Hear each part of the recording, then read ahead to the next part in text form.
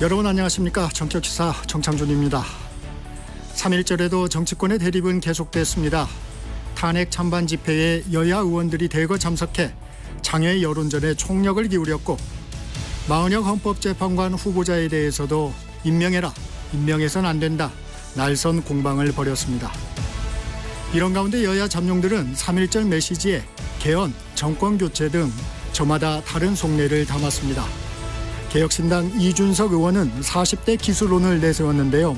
잠시 후 전격 인터뷰에서 만나보겠습니다. 주요 정치 현안들을 품격 있게 분석해보는 품격토론. 오늘은 국민의힘 권영진 의원, 더불어민주당 홍익표 전 의원과 함께합니다. 정책시사는 유튜브로도 실시간 방송됩니다. 오늘 유튜브는 공사 창립 기념일을 맞아 KBS가 자체 개발한 AI 카메라 시스템을 적용해 시험 방송됩니다. 3월 3일 월요일 정격시사 출발합니다.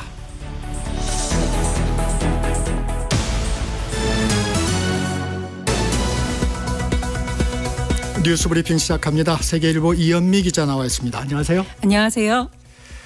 첫 소식입니다. 지난 주말 열렸던 미국과 우크라이나 정상회담. 고성과 말싸움으로 끝났는데 파장이 일고 있네요. 네, 지난 주말 미 백악관에서 정상회담을 한 도널드 트럼프 미국 대통령과 볼로디미르 젤렌스키 우크라이나 대통령이 카메라 앞에서 대놓고 고성과 말싸움을 하면서 정상회담 일정이 중단되는 사태가 벌어졌습니다. 네. 원하지 않는 평화협정을 강요받고 있는 우크라이나의 모습은 스스로 지킬 힘이 없는 약소국의 처지를 적나라하게 보여주고 있는데요.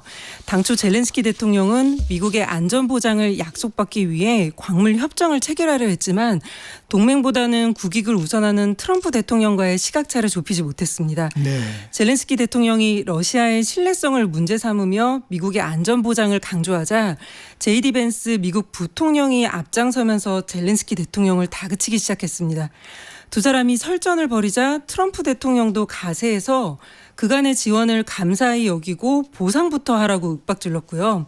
그러면서 젤렌스키 대통령에게 무례하다. 당신은 3차 세계대전을 놓고 도박하고 있다. 합의를 안 하면 손 떼겠다며 사실상 협박에 가까운 면박을 줬습니다. 네. 이 모든 장면이 생중계됐고요. 젤렌스키 대통령은 예정됐던 오찬과 협정 체결, 기자회견 없이 백악관을 떠났습니다. 이어 폭스뉴스와의 인터뷰에서 트럼프 대통령과 미국인을 존경한다, 미국이란 파트너를 잃고 싶지 않다고 수습하면서도 트럼프 대통령에게 사과하겠냐는 질문엔 우리가 나쁜 짓을 했는지 잘 모르겠다며 거절했습니다. 네.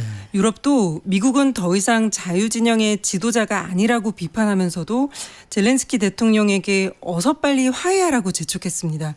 키어 스타머 영국 총리는 젤렌스키 대통령에게 전화를 걸어 백악관으로 돌아가라고 촉구했고요. 마르크 리터 나토 사무총장도 트럼프 대통령과 관계를 회복할 방법을 찾아야 한다고 말했습니다. 러시아가 영토 야욕을 거두지 않을 경우 우크라이나뿐 아니라 유럽도 피해 당사자가 될 수 있는 만큼 유럽이 느끼는 위기감은 지금 상당한 상태입니다. 나토를 중심으로 한 유럽과 미국의 군사동맹도 트럼프 정권에선 관계가 흔들릴 가능성을 배제할 수 없다 보니 유럽 주요국 정상들은 어제 저녁 긴급 정상회의를 열고 유럽만의 독자적인 우크라이나 안보 지원 방안과 유럽의 자강 방안 등을 논의했습니다. 이게 앙금이 남을 수밖에 없겠군요. 예. 정치권 소식입니다. 지난 주말 윤석열 대통령 탄핵 찬반 집회에선 날선 발언들이 쏟아졌어요. 예, 여야는 지난 토요일 3.1절에도 대통령 탄핵 찬반 집회에 참석해 장외 여론전을 폈습니다. 각각 논란의 발언이 나왔는데요. 탄핵 반대 집회 측에선 수위가 센 발언들이 나왔습니다. 내란 혐의로 구속 기소된 김용현 전 국방부 장관 변호인은 서울 광화문에서 열린 탄핵 반대 집회에서 김 전 장관의 옥중 편지를 낭독했는데요. 이 편지에는 불법 탄핵 재판을 주도한 문영배, 이미선, 정계선 헌법재판관을 즉각 처단하자는 내용이 적혀 있었습니다. 네. 이어 국민의힘 서천 의원이 연단에 올라 공수처와 선관위, 헌법재판소가 불법과 파행을 자행하고 있다. 이 모두 때려 부숴야 한다. 처부수자고 외쳤습니다. 서 의원은 경찰대 출신으로 경기지방경찰청장과 국정원 2차장 등을 역임했는데요.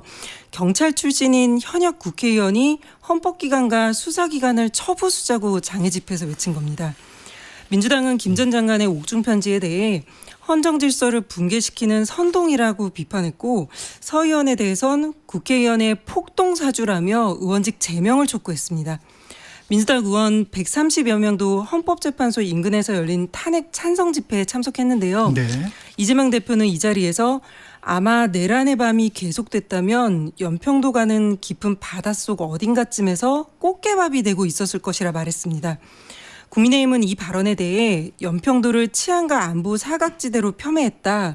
서해 5도를 무시한 발언이라고 비판했습니다. 마은혁 헌법재판관 후보자 임명을 놓고도 여야가 대립하고 있어요. 네, 여야는 마 후보자 임명권을 쥔 최상목 대통령 권한대행에게 정반대의 압박을 가하고 있습니다. 한덕수 국무총리의 탄핵 심판 결과가 이르면 이번 주에 나올 것으로 보이는데요. 국민의힘은 한 총리 탄핵 여부가 결정될 때까지 마 후보자를 임명해서는 안 된다며 박수영 의원이 어제부터 무기한 단식 농성에 들어갔습니다. 네. 개별 의원의 단식이지만 권영세 비상대책위원장이 농성장을 찾아 격려하고 단식에 힘을 모아달라는 대국민 논평을 내는 등 당 차원에서 최대행에 대한 압박을 이어가고 있습니다. 한 총리는 국회가 선출한 헌법재판관 후보자들을 임명하지 않으면서 탄핵됐던 만큼 만약 한 총리 탄핵안이 기각돼 총리가 복귀하면 마 후보자를 임명하지 않을 가능성이 높아집니다. 헌재는 지난달 27일 마 후보자 임명을 보류한 건 국회 권한을 침해한 것이라고 판단했지만 그러면서도 임명의 강제성을 부여하지는 않았습니다. 그렇게 최 권한대행이 다시 선택해야 하는 상황이 된 건데요. 최 대행은 내일 국무회의에서 국무위원들로부터 마 후보자 임명과 관련해 의견을 들을 예정입니다. 민주당은 박수영 의원의 단식 농성을 탐욕의 생떼라고 하면서 마 후보자를 임명하지 않는 건 법위에 군림하려는 파렴치한 태도라고 최 대행을 반대로 압박하고 있습니다. 그 윤 대통령에 대한 탄핵 심판 선고 마지노선이 17일이다 이런 관측이 나온다고요? 네, 헌법재판소가 오는 17일까지 모든 일정을 비워놓은 것으로 전해지면서 그 전에 선고를 내릴 거란 전망이 나옵니다. 윤 대통령 탄핵 심판 최종 변론이 이뤄진 건 지난달 25일인데요. 이후 헌재는 일주일이 지난 지금까지도 선고 일정을 밝히지 않고 있습니다. 네. 그런데 헌재가 오는 18일에 열리는 박성재 법무부 장관의 탄핵 심판 1차 변론 전까지 모든 일정을 비워두면서 법조계에선 헌재가 선고 마지노선을 오늘 17일로 보고 있는 것 아니냐는 해석이 나옵니다. 물론 한덕수 국무총리 탄핵 심판 선고가 그 전에 날 수도 있는데요. 헌재가 많은 시간을 할애해야 하는 변론 일정은 18일 전까지 잡지 않았던 겁니다. 네. 헌재 재판관들은 3.1절 연휴 기간에도 자택이나 사무실에서 증거자료와 재판 기록을 검토하는 것으로 전해졌습니다. 과거 노무현, 박근혜 두 전직 대통령의 탄핵 심판 선고일이 모두 금요일이었던 걸 놓고 물론 사례가 매우 적긴 하지만 그래도 기존 선례를 봤을 때 오는 17일까지 남은 금요일인 7일과 14일 중에 14일에 선고될 가능성이 있지 않겠냐는 관측도 나옵니다. 네. 탄핵 심판과 함께 진행되고 있는 형사재판의 경우 윤 대통령 구속 취소 여부가 지금 쟁점인데요. 이에 대한 추가 의견서 제출 기한이 어제 끝나면서 재판부가 오늘이나 늦어도 이번 주 안에는 판단을 내릴 것으로 보입니다. 네, 이 소식도 알아보죠. 미국 민간 기업의 탐사선이 어제 달에 착륙했는데 우리나라의 시조 작품이 이 우주선에 실렸어요? 네, 한국 시조를 실은 미국 민간 우주기업 파이어플라이 에어로스페이스의 무인 달 탐사선 블루 고스트가 어제 달 표면에 착륙했습니다. 지난달 15일 미 플로리다주 케네디 우주센터에서 발사된 지 한 달 반 만인데요. 이 기업의 CEO는 한국계 미국인인 제이슨 킴입니다. 탐사선은 앞으로 14일간 달 토양 연구와 같은 임무를 수행하는데 이 우주선에는 세계 창작자들이 만든 시집 폴라리스 트릴로지가 실렸고 네. 여기에 한국 시조 8편이 포함됐습니다. 달에 이렇게 예술 작품을 가져가는 건 달은 지구와 달리 대기가 없고 지질 활동이 거의 없어 지구 문명의 예술적 성취를 달에 영구적으로 보관할 수 있기 때문이라고 하는데요. 이에 더해 인류 유산을 우주로 확장하는 의미가 있고 과학과 예술을 결합해 더 많은 사람들이 우주 탐사에 관심을 갖게 하려는 목적이 있다고 합니다. 네. 지금까지 달 탐사선이 예술 작품을 싣고 간 사례는 여럿 있는데요. 한국 시조가 실린 건 이번이 처음입니다. 파이어플라이는 역사상 두 번째로 달 착륙에 성공한 민간 기업이고 국가로 봤을 때도 달 착륙에 성공한 나라는 미국과 러시아, 중국, 인도, 일본 등 5개국에 불과합니다. 네, 오늘은 여기까지 듣겠습니다. 세계일보 이현미 기자였습니다. 고맙습니다. 감사합니다. 정격시사 듣고 계신 지금 시각 7시 30분입니다.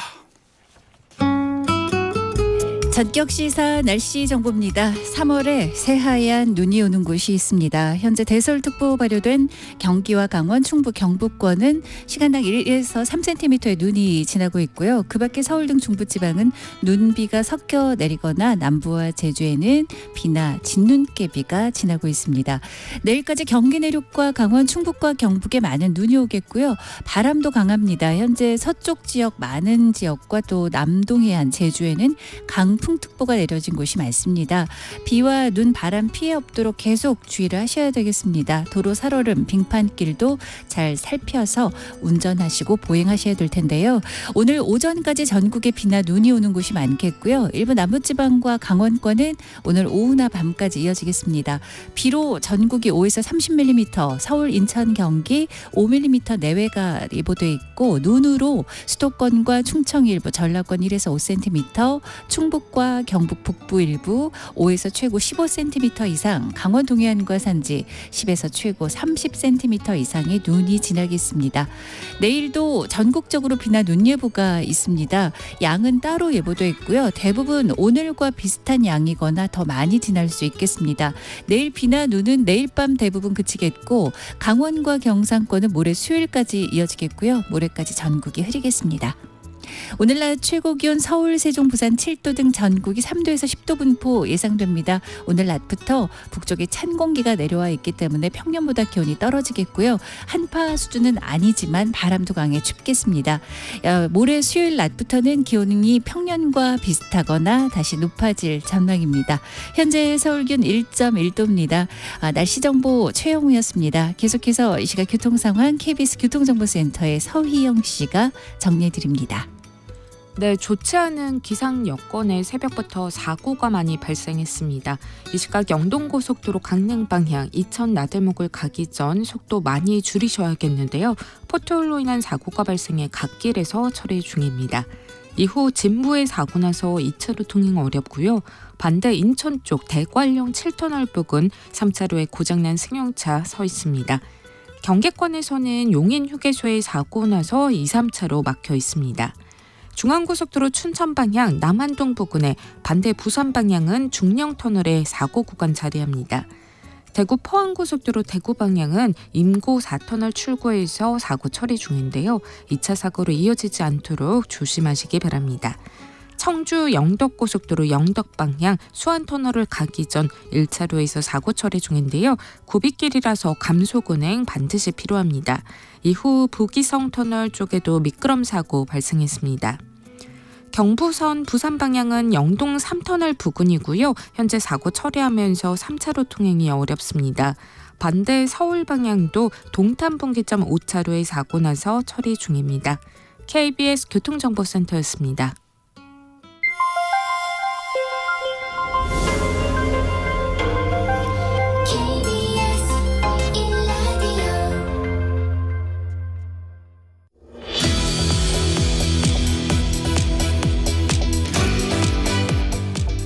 정격 인터뷰 개혁신당 이준석 의원 바로 만나보겠습니다. 의원님 안녕하세요. 네, 안녕하세요. 오늘 평소에 찾던 스튜디오하고 좀 다르죠? 예, 과방위원으로서 이런 멋있는 곳 와보니까 감회가 좋네요. 오늘 그 KBS가 생일입니다. 52주년을 예. 맞아서 지금 이제 AI 카메라, 인공지능 카메라 시스템을 좀 시험하고 있는데요. 의원님이 말씀하시거나 행동을 하시면 카메라가 자동으로 쫓아간다고 합니다. 한번 신기한데 저도 한번 보도록 하겠습니다. 오늘. 예. 오늘 이걸 지금 체험하고 계신 유튜브 시청자들을 위해서 한 말씀 좀 부탁드리겠습니다. 네, 안녕하세요. 압도적 새로움으로 대한민국을 전 세계에서 가장 젊은 국가로 만들려고 하는 이준석입니다. 네, 그 말씀 바로 해보겠습니다. 예. 조기 대선 시 대선 출마 의지를 밝히셨는데 예. 3.1절 영상 메시지에서 예. 새로운 대한민국의 시작을 선언했습니다. 어떤 의미입니까?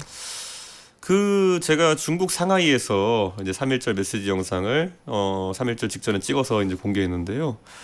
지금 대한민국의 3.1절이라는 것이 어떤 의미냐. 전 대한민국의 뿌리를 3.1 운동으로 시작된 임시정부에서 보고 있습니다. 네. 예, 그런데 그 건국의 아버지라고 하는 분들은 왼쪽 오른쪽 가리지 않고 독립이라는 거 하나 보고 뭉친 겁니다. 이승만 대통령은 뭐 기독교주의자이고 거기에 또 당연히 민족주의자적 성향과 더불어서 자유민주주의적 성향을 가졌고요. 뭐 이동휘 국무총리 같은 경우에는 사실 좌파적인 성향을 가졌다고 볼 수도 있는 거고요. 뭐 다 그냥 이념을 제하고 조국의 독립을 위해 가지고 뭉친 사람들이거든요. 그런데 실제 대한민국에 지금 세월이 한참 흘러가지고 후손들이 하고 있는 걸 보면은 전국을 나누어 가지고 어디는 탄핵 찬성 집회, 어디는 그렇죠. 탄핵 반대 집회 이렇게 하고 있었는데 저는 3.1운동의 정신에 맞게 대한민국이 그때의 생각으로 돌아가자. 임시정부 시절에 대한민국 그런 민주국가를 만들기 위해 가지고 일제강점기에 뭉쳤던 그 마음으로 다시 모여야 된다. 이런 의미에서 제가 상하이 갔다 왔습니다. 어떻게 보면 통합의 정신을 생각하시는 거군요. 그렇죠. 그리고 우리 국가가 사실 굉장히 위기에 빠져 있다는 인식을 하는 겁니다. 뭐 AI나 아니면 또 국제적인 외교 환경 아니면 또 우크라이나 전쟁 이런 것 때문에 이제는 저희가 싸우고 있을 여유가 없습니다.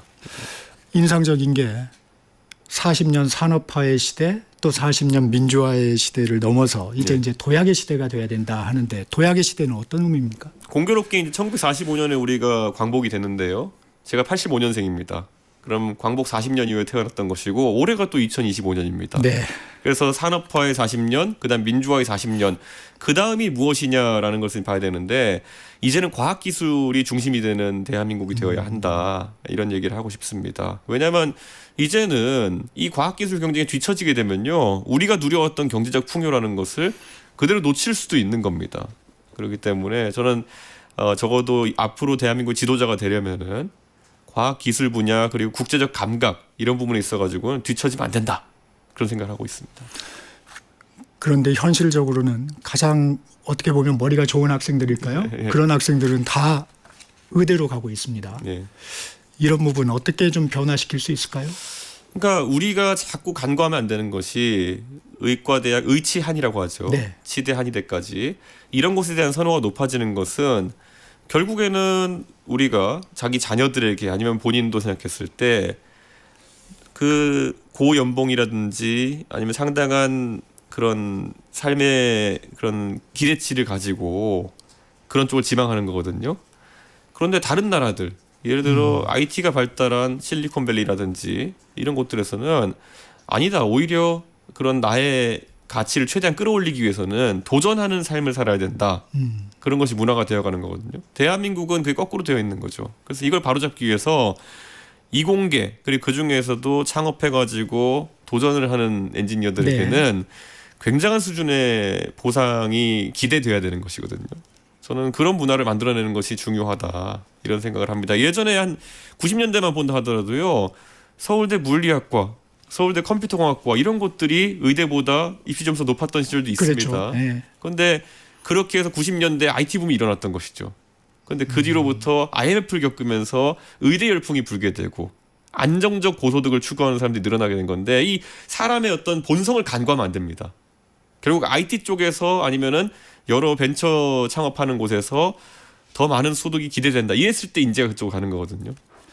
그런데 창업이나 도전 정신을 강조하지만 사실은 실패의 두려움이 크거든요. 그런 부분에 대해서 좀 정책이나 이런 부분에서 역할을 할 수는 없을까요? 저는 실패의 리스크가 크다라는 얘기를 하게 되는데요. 이게 다른 나라와 좀 차이가 있는 게요. 우리나라는 이제 사회 진입 연령을 거의 군대도 갔다 오고 26, 27대 살 때쯤 찾는 경우가 있거든요. 네. 근데 다른 나라 같은 경우에는 20대 초반에 대학을 졸업하자마자 바로 창업을 하는 경우도 있고 대학교 다니면서 창업하는 경우도 있고 그렇게 되면은 재도전의 기회라는 것이 더 여러 번 열릴 수 있는 것이거든요.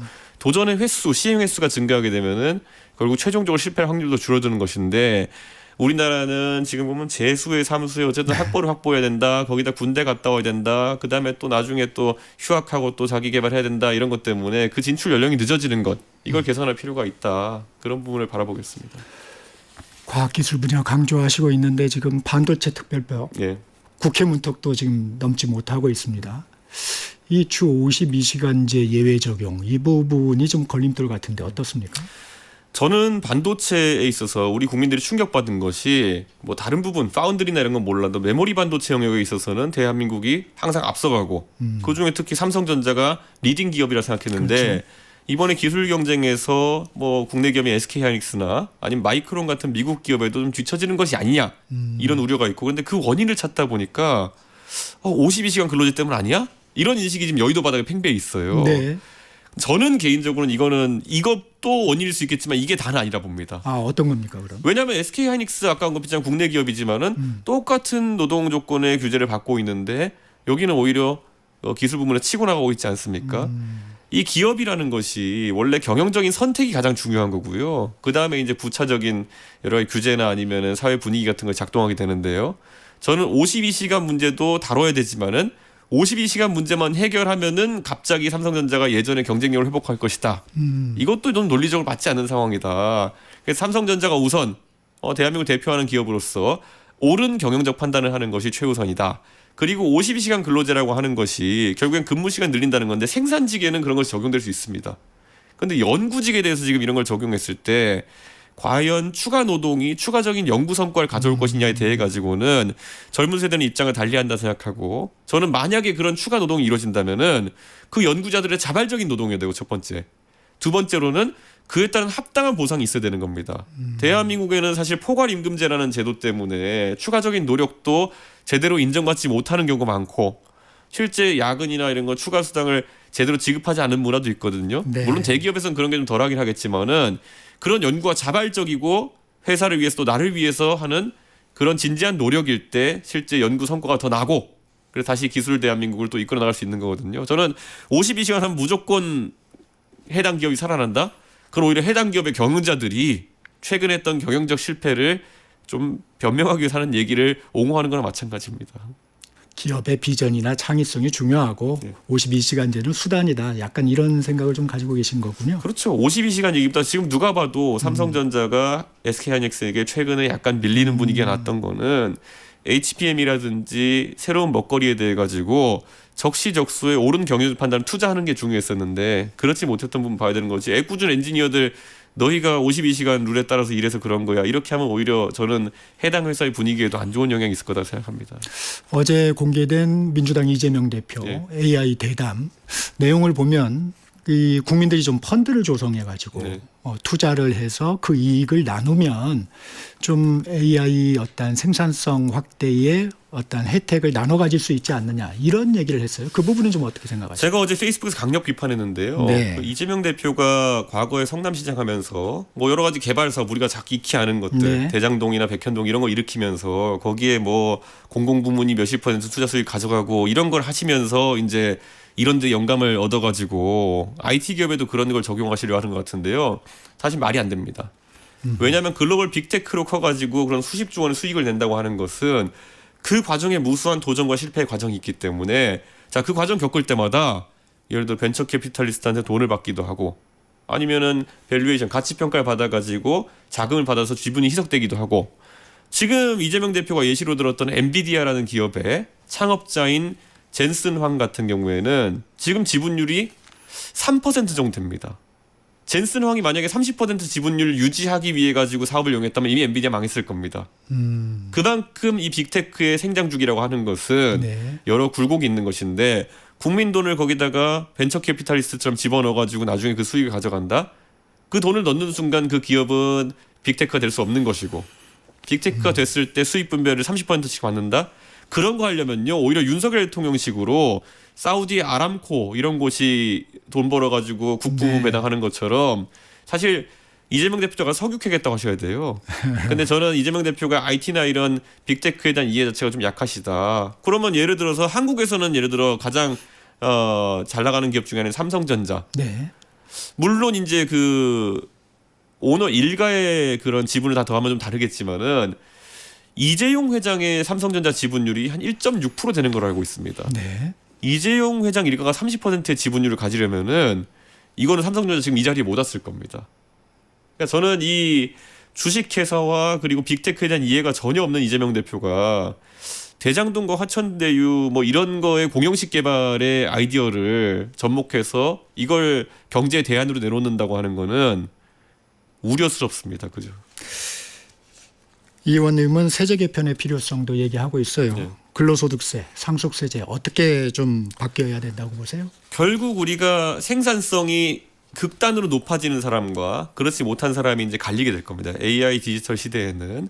그랬을 때 물론 그 격차가 과다한 것도 좋지 않지만 내가 어쨌든 더 일할 수 있는 사람이면 최대한의 창의를 가지고 더 일할 수 있는 분위기를 만드는 것도 대한민국 국가 전체 생산성을 위한 중요하거든요. 네. 흔히 얘기하는 한 사람의 천재가 100만 명을 먹여 살린다 이론이 적용될 수 있는 거예요. 그런데 그 한 사람의 천재가 내가 지금 좀 더 일하면은 국민연금에 그다음에 뭐 4대 보험에 뭐 다 해가지고 소득세까지 해서 내가 추가 생산하는 부분의 50% 이상을 내가 아닌 다른 사람이 가져간다 생각하면은 이제 고민한다고요. 더 일하느니 그냥 오늘은 낚시나 하러 가자. 이렇게 되면은 대한민국 총생산은 줄어들게 되는 것이거든요. 저는 그래서 소득세 부분 같은 경우에도 합리적으로 좀 개편될 필요가 있다 보는 것이고 상속세도 한편으로는 이런 겁니다. 내가 열심히 일해가지고 내가 쓰고 또 그리고 내 자녀를 위해 가지고 일정 부분 남기고 싶은 마음이 있는 것이 인지상정인데 네. 그런데 이거를 상속으로 남기면은 50% 이상 가져간단 말이야? 그러면은 세금 회피의 길로 가게 됩니다. 조세 회피를 하게 되거든요. 그러면 다른 방식으로 자녀에게 상속을 하려고 하고 이거 말씀드릴게요. 지금 전국적으로 보면 가업 상속을 위해 가지고 대한민국에 없던 대형 베이커리 카페 문화가 생겨나고 있습니다. 결국에는 빵집을 크게 열어가지고 그 부동산과 빵집에 해당하는 부분을 자녀에게 가업 상속으로 물리면 상속세가 줄더라. 대한민국이 빵의 나라입니까? 그러니까 저는 이런 식으로 조세 회피만 부추기는 이런 식의 고세율 정책 같은 것도 이제 민간의 창의를 북돋기 위해서는 바꿔야 된다는 생각합니다. 조기 대선 얘기도 해보겠습니다. 이 의원님은 일찌감치 좀 그런 상황이 오면 출마를 하시겠다고 말씀을 하셨는데 조기 대선 상수입니까 변수입니까? 저는 이제 헌법재판소의 선고가 길게는 2주, 짧게는 1주 앞으로 다가왔다 네. 보는데요. 저는 지금 상황에서 기각할 것이라고 보진 않습니다. 인용을 확신하는데 그렇다면 조기 대선은 앞으로 한 1, 2주 내로 확정될 가능성이 높다고 봅니다. 이 마은혁 헌법재판관 후보자 예. 변수가 되지는 않을까요? 변수가 될 수 있겠고 실제로 임명을 한다고 했을 때 네. 이 심리에 참여할 것이냐는 또 헌법재판소에서 판단해 봐야 될 문제다. 네. 저는 이렇게 봅니다. 그런데 그런 재판관 임명 문제가 뭐 재판을 지연한다든지 아니면 재판 절차에 변화를 주기 위한 그런 수단적인 방법으로 이렇게 사용돼서는 안 된다. 이런 생각을 합니다. 최상목 권한대행이 많이 압박을 받고 있어요. 임명식이 어떻게 보세요? 저는 사실 처음부터 이 국회 사실상의 추천권에 해당하는 부분을 인정해줬어야 된다라는 생각이거든요. 왜냐하면 과거에 비슷한 일이 발생했을 때 이 제가 과방위에 소속돼 있는데 네. 예전에 방통위원으로 지금 과방위원장하고 계시는 최민희 의원을 네. 임명했을 때 그거를 어쨌든 임명 안 해주려고 붙들고 있다가 지금 방송 자체가 지금 난장판이 됐거든요. 그때 그 방통위원들이 여야 추천한 사람들 그리고 대통령 추천한 사람 모여가지고 이 방송에 관련된 여러 갈등을 합리적으로 풀었으면은 이런 극한 대립이 안 나왔을 텐데 저는 결국에는 각자 꼼수를 쓰다가 이런 상황이 발생했다. 저는 그래서 이번에 최상목 권한대행도 관료로서 지금까지 충분히 훌륭한 명예로운 삶을 살아오셨고 이제 대통령 권한대행이라는 국가의 최고 지도자 역할까지 하셨는데 명예로운 선택 그리고 나중에 봐서도 부끄럽지 않은 선택하셨으면 좋겠다는 생각입니다. 이준석 의원님은 연대에 대해서는 선을 확실히 긋고 있어요. 예. 권영세 비대위원장, 국민의힘 비대위원장 관훈클럽 토론회에서 네. 뭐 협조할 수 있다, 협력해야 된다 그렇게 하고 있고 혹시 보수 내 탄핵 찬성을 하는 이 잠룡들과 연대 가능성은 없을까요? 탄핵이 되고 나면요. 탄핵을 찬성했었냐 반대했었냐는 뭐 중요한 잣대 중에 하나지만은 말 그대로 잣대 중에 하나일 뿐입니다. 지금 국민의힘에 있는 분들 제가 너무 잘 알거든요. 그런데 이분들이 과연 미래지향적인 정치를 할 것이냐 아니면 개혁의 길에 나설 수 있느냐 이거는 좀 의구심이 드는 분들이 많습니다. 그래서 저는 그게 아마 국민들도 그렇고 저도 그렇고 첫 번째 판단의 기준이 되지 않을까 그런 생각을 합니다. 한동훈 전 대표도 복귀를 했고 네. 국민의힘의 지금 주류가 탄핵 반대 아닙니까? 네. 그런 상황 속에서 탄핵에 찬성하는 잠룡들이 그 국민의힘 내 조기 대선 상황이 오면 경선을 통과할 수 있을까요? 저는 만약에 한동훈 대표가 경선을 통과하지 못한다면은 그건 탄핵을 찬성했기 때문이 아니라 리더십 다른 문제일 이유다. 것이다. 사실 네. 비대위원장과 대표로서 1년 가까운 기간 동안 여당의 컨트롤 타워를 맡았다는 거는 그냥 국민들이 상당한 투자를 하고 믿고 기다렸던 것입니다. 그런데 그 과정에서 보여준 정치적 미숙함이라든지 이런 것들이 얼마나 변화가 있어서 나왔는지가 중요할 것이고요. 저는 뭐 정치는 언제든지 변화하고 업그레이드되고 이렇게 할 수 있는 것이기 때문에 기대를 하는 분들이 있을 거다 생각하지만 지난 1년간 실적은 최악이었거든요. 그래서 아마 그 부분이 영향을 주는 거지 탄핵 찬반에 대한 건 아닐 거라고 봅니다. 이 탄핵 찬반 집회 3.1절에도 격렬하게 대립했는데 지금 보면 여론조사는 탄핵 반대가 우세해요. 네. 근데 광장의 집회를 보면 예. 보수가 좀 세를 강화하고 예. 있어요. 이런 분위기는 좀 어떻게 보세요? 저는 예전에 우리가 2017년에 박근혜 대통령 탄핵을 겪을 시에 그때 네. 우리도 태극기 부대라고 이제 탄핵 반대하는 분들을 경험해 봤거든요. 근데 그때 광장의 모인 수는 지금의 한 3-4배 됐던 것 같아요. 그런데 그 이후에 치러진 탄핵 대선에서 그 당시 홍준표 자유한국당 후보가 24% 정도 얻었던 것 같거든요. 그러니까 우리가 광장에 모인 숫자나 아니면은 이런 걸 가지고 탄핵에 지지하는 국민의 수를 가늠하는 것. 네. 이건 좀 통계적으로 의미가 좀 덜하다 이런 생각하고 있고요. 지금 계엄을 통해 가지고 민생이 너무 어렵다는 것이 국민들의 중론입니다. 제가 요즘 정말 많은 분들을 만나고 있는데요. 작년 말을 기점으로 해가지고 소상공인들이 급격한 네. 방문객 수 저하, 매출 저하를 느끼고 있습니다. 이게 진짜 계엄 때문인지는 여권 입장에서는 좀 억울할 수도 있겠습니다. 이 까마귀 날자 배 떨어진다고 경기 하강기에 계엄이 일어났던 걸 수도 있습니다. 하지만 그건 냉정한 평가를 받는 거죠. 공교롭게 시기가 겹쳤기 때문에 계엄 자체에 대한 진짜 서민들의 인식이 아주 안 좋습니다. 이런 지형 속에서 헌법재판소가 만장일치 결론을 낼 수 있을까요? 저는 국론 분열을 막기 위해서라도 헌재가 여러 차례 평의를 거듭해가지고 의견을 모을 것이다 생각하고요. 다만 소수 의견이 있는 분들이 그 소수 의견을 조금 기록에 남길 수는 있겠습니다. 그래서 그런 절차를 좀 더 열심히 해서 의견 자체는 만장일치로 나오되 소수 의견의 이런 근거에 대해 가지고는 조금 더 국민들을 설득할 수 있게 좋은 문장을 썼으면 좋겠다 이런 생각입니다. 만장일치를 바라시는 거군요. 사실 박근혜 대통령 탄핵 때도 탄핵 한 1-2주일 앞두고는 뭐 어떤 분은 분석이 많았어요. 단골 보수 성향이기 때문에 무조건 이건 네. 기각이다 이런 호사가들의 분석이 많았는데요. 결국엔 헌법재판관들은 8대0을 내더라고요. 이 의원에 대해서 이런 평가도 있습니다. 가는 곳마다 싸운다. 네. 갈라치기성 정치를 한다. 여론조사를 보면 비호감도도 좀 높아요. 왜 그렇다고 보세요?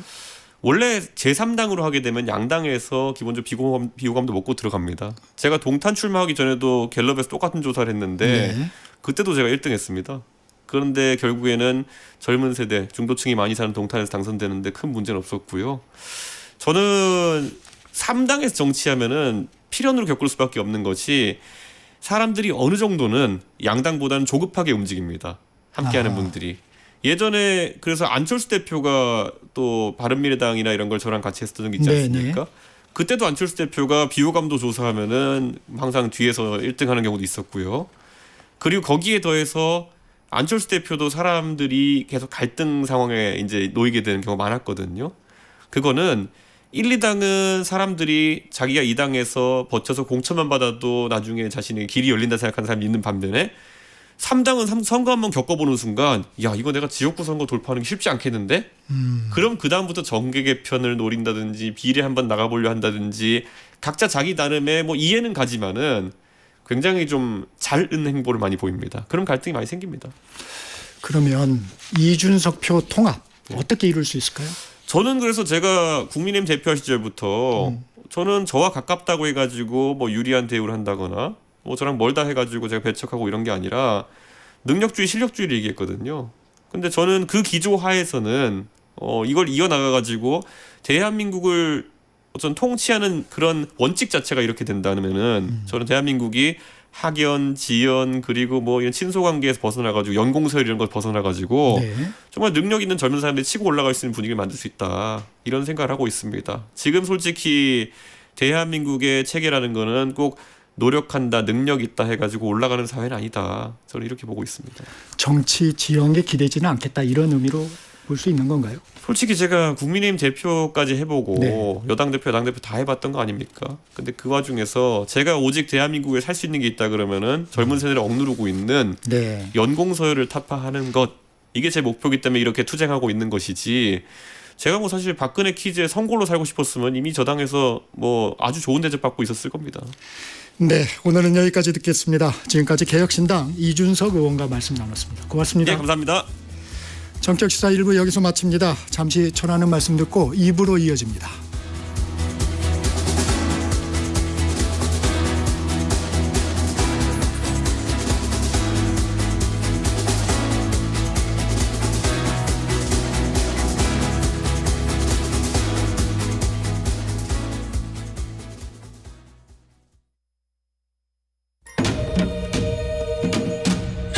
광복 80년 KBS 라디오 캠페인 밸류업 대한민국.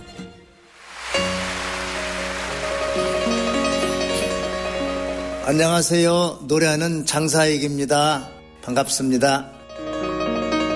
제가 1994년도에 늦깎이로 이렇게 노래를 시작을 했거든요. 작년이 꼭 30년 됐고요. 그 당시에는 좀 뭔가 좀 활기차게 역동적으로 나가는 그런 시기였는데 그때 성수대교가 무너졌어요. 사고가 나가지고 그때 멈칫하면서 기본을 제대로 쌓아야 되겠구나 하는 교훈을 우리가 얻은 것 같고 또 음악적으로 보면은 서태지 그리고 H.O.T 같은 슈퍼스타와 아이돌 같은 음악들이 태동한 시기가 아닌가 생각을 합니다. 저는 그 속에서 그냥 이름 없는 풀꽃처럼 세상에 나왔죠. 우리나라의 모든 예술이 세계로 펼쳐지고 있고 각광을 받고 있는, 그런데 우리나라의 색깔, 향기가 좀 들어가 있으면 어떨까 생각을 해요. 중국 음악을 들으면 짜장면 같은 냄새가 나고 인도 음악을 들으면 인도의 카레 냄새가 나고 하듯이 우리나라의 음악도 구수한 된장 같은 냄새가 나는 그런 음악들이 세상을 향해서 나갔으면 좋겠다는 생각이 들고, 저는 시를 많이 노래를 하고 있거든요. 제가 애국에 나가서 공연할 적에 그 노랫말 번역해서 주면은 깜짝깜짝 놀랍니다.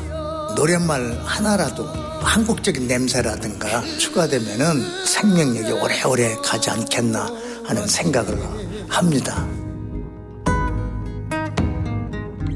KBS 라디오 캠페인 밸류업 대한민국이었습니다.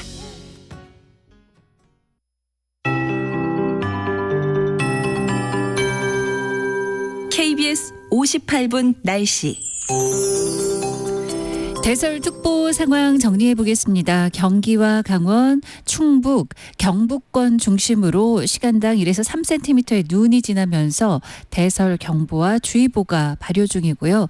서울도 약하게 눈이 오고 있습니다. 그 밖에 남부와 제주는 비나 진눈깨비가 내리고 있는데요.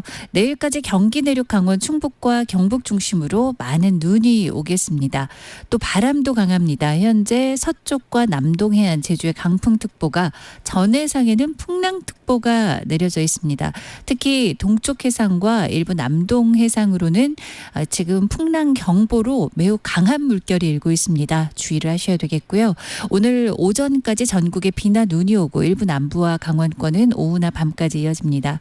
오늘 비로는 전국이 5에서 30mm, 눈으로는 수도권, 충청 일부, 전라권 1에서 5cm, 충북, 경북 일부 5에서 최고 15cm 이상, 강원 동해안 산지 10에서 최고 30cm 이상이 지나겠고요. 내일도 전국적으로 비나 눈이 오늘과 비슷하거나 더 많이 따로 예보가 돼 있습니다. 내일 비나 눈은 내일 밤 대부분 그치겠지만 강원과 경상권은 모레 수요일까지 이어질 전망이고요. 오늘 낮 기온 서울, 세종, 부산 7도 등 전국이 3도에서 10도 분포로 어제보다 많이 떨어져 있습니다. 수요일 낮부터 기온이 좀 풀리겠습니다. 지금 서울 기온 1도입니다. 최영우였습니다. 정성을 다하는 국민의 방송 KBS가 8시를 알려드립니다. AM 711kHz, FM 97.3MHz, KBS 1라디오입니다. HLKA.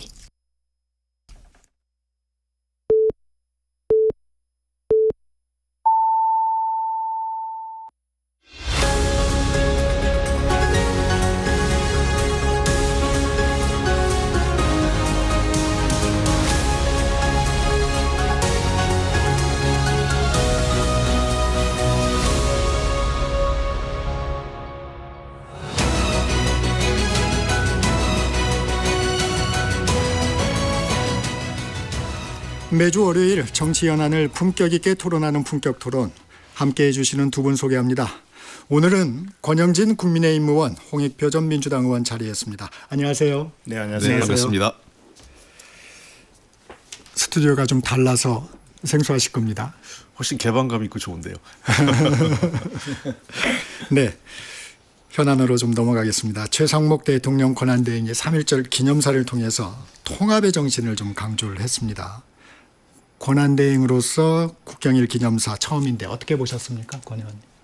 네, 지금 뭐 나라가 둘로 쫙 갈라져 있지 않습니까? 특히 3.1절을 맞으면서 3.1절 독립운동 정신이라는 것이 그 당시에는 나라를 되찾기 위해서 남녀노소, 계층, 이념, 종교를 초월해서 우리 민족이 하나로 뭉쳤던 운동 아니겠습니까? 그런 면에서 비춰보면은 대통령 권한대행의 입장에서 아마 많이 답답했을 거라고 생각합니다. 그런 면에서 자연스럽게 국민 통합을 강조하는 것은 저는 당연하다 이렇게 봅니다. 홍익표 의원. 예, 뭐 지금 같은 상황에서 통합을 얘기하는 게 나쁜 건 아닌데 3.1절 원래 그 정신이라고 하면 그 당시에 그 기미독립선언 내용을 쭉 보면 민주공화제, 인권, 그다음에 자주독립과 세계평화 뭐 이런 내용들이 중심이거든요. 근데 그런 것보다는 갑자기 여기서 또 한일 관계 개선 뭐 이런 얘기가 나오니까 저는 한일 관계 개선 굉장히 중요하다고 생각하는데 이 정부가 좀 아쉬운 게 윤석열 대통령도 그러시고 이 자리에 대해서 그걸 감각이 좀 없는 것 같아요. 예를 들면 아마 그 6.25 전쟁 기념식 때 남북 관계 개선 얘기하면 엄청 두들겨 맞을 거예요. 우리 그 민주당 정부에서 누가 그런 얘기하면.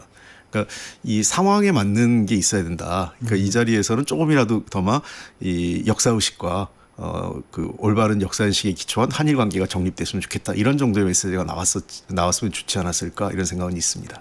권 의원님 혹시 이 부분에 대해서 좀 부연할 수 있는 말씀이 있을까요? 관용과 협치를 주장했다고 그걸 이제 끌어들여서 마치 관용과 협치라는 번지르르한 말로 일본을 먼저 챙기고 또 내란 일당을 마치 관용과 협치하자 이런 식으로 끌어다가 비판을 하더라고요. 민주당 대변인이 한 걸 보면서 대통령 권한대행의 취임사까지 그렇게 끌어다가 비판을 하고 조롱하고 내란 대행이라고까지 얘기를 하더라고요. 기념사. 과연 그게 공감대를 얻을 수 있을지 물론 그런 건 있습니다. 3.1절 기념사에서 일본에 대해서 과거처럼 과거에 대해서 사죄하라든지 뭐 이런 내용이 없었다라는 걸 짚는 건 난 짚을 수 있었다고 봐요. 그런데 이걸 마치 그 권한대행이 관용과 협치를 얘기한 걸 그걸 마치 윤석열 내란 일당과 관용하자는 거냐 일본을 먼저 챙기는 걸 보니 윤석열 내란 수계 못지 않다 이런 식으로 대통령 권한대행을 폄하해 버리면은 이거는 사실은 뭐 민주당에게도 별로 안 좋을 거예요. 네, 최상목 권한대행 마은혁 헌법재판관 후보자 임명을 놓고 지금 압박을 많이 받고 있습니다. 여야의 입장도 많이 다른데 홍 의원님 좀 이 부분은 어떻게 생각하세요? 예, 그 일단은 권한대행의 3.1절 기념사에 대해서 뭐 야당에서 좀 과한 비판 아니냐 권영진 말씀 저도 공감을 합니다. 왜 그러냐면 뭐 가급적 이런 3.1절 기념사 갖고 너무 날선 정치적 공방에 오는 건 좋지 않은데 이게 이제 원인 제공이 뭐냐 하고 하면 결국 이제 마은혁 재판관 문제와 관련돼서 이게 논란이 시작됐다고 봅니다. 물론 100번 양보해서 마은혁 재판관 임명 과정에 대해서 최상목 권한대행이 이것은 뭐 자신의 재량권의 범위에 속한다고 해서 임명을 하지 않았는데 일단 헌법재판소에서 이것은 국회의 권한 침해라고 8대0으로 사실 만장일치로 인정을 한 거 아니겠어요. 그렇다면 이제는 마은혁 재판관 문제는 받아들여야 된다고 생각을 해요. 왜냐하면 우리 헌법재판소의 모든 결정은 중앙정부나 지방정부 그리고 공공기관 그러니까 우리 헌법과 관련된 모든 기관들은 거기에 기속되게 돼 있습니다. 기속된다는 얘기는 따르라는 얘기거든요. 그러니까 이것을 따르지 않았을 때는 중대한 문제가 생기는 거죠. 그래서 이것은 그 최상목 권한대행의 재량권을 훨씬 넘어서는 일이다. 일단은 절차적인 문제를 했어요. 본인이 그 권한이라고 했고 국회도 그에 따른 절차를 헌법재판소에 가서 과정적 절차를 따졌으면 이제는 헌법재판소의 결론을 따르는 게 저는 헌법 질서를 지키는 권한대행으로서의 책임과 의무 아니냐 이런 얘기입니다. 그렇게 하면 이런 여야 간의 그 날선 공방도 좀 줄어들 것 같아요. 권 의원님, 이게 임명을 안 하겠다는 건 아니죠. 그렇죠. 이 임명의 시기가 지금 국민의힘에서는 좀 문제가 되는 거죠. 그렇죠. 우선은 임명의 시기가 가장 문제가 된다고 보고요. 저는 뭐 헌재에서 사실은 왜 저렇게 이 급하게 40여 권한쟁의 심판 청구부터 했어야 되는지 그게 헌재의 불공정성에 대한 의심을 키우는 거다. 우선 그렇게 봐요. 그러니까 국회의장이 국회의 동의 없이 권한쟁의 심판 청구한 거 저는 명백한 절차적 흠결이라고 보거든요.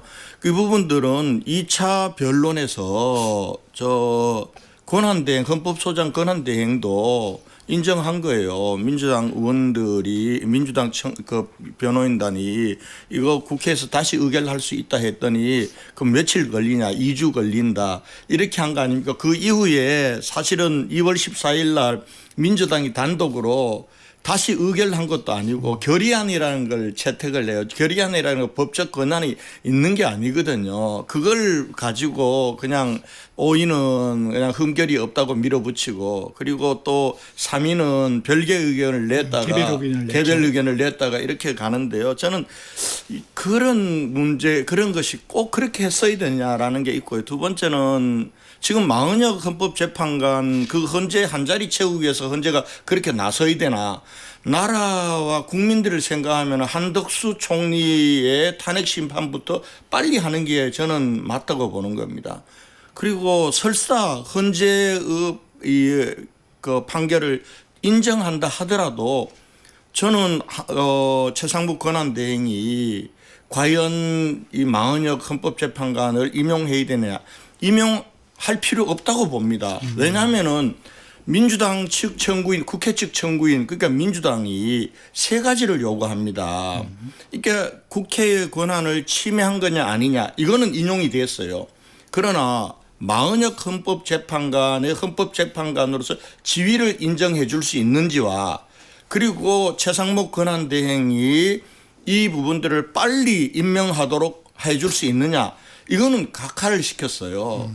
그 얘기는 뭐냐 하면은 헌법재판소도 40여 헌법재판관을 임명하기는 해야 되지만은 헌재가 지금 당장 임명하라고 하거나 아니면은 40여 개 헌법재판관의 지위를 인정해 줄 수는 없다는 거거든요. 그 헌법재판소 스스로도 민주당이 요구하는 것처럼 지금 당장 하지 않으면은 무슨 뭐 내란 대행이고 이건 아니다라는 거거든요. 그다음 두 번째는 지금 이미 윤석열 대통령에 대한 이 탄핵 심판은 마지막 선거를 앞두고 있어요. 선거를 앞두고 있는 이런 상황에서 40여 이 헌법재판관은 들어가면은 그거는 인용으로 표결을 할 거라는 건 누구나 세상이 다 아는 거예요.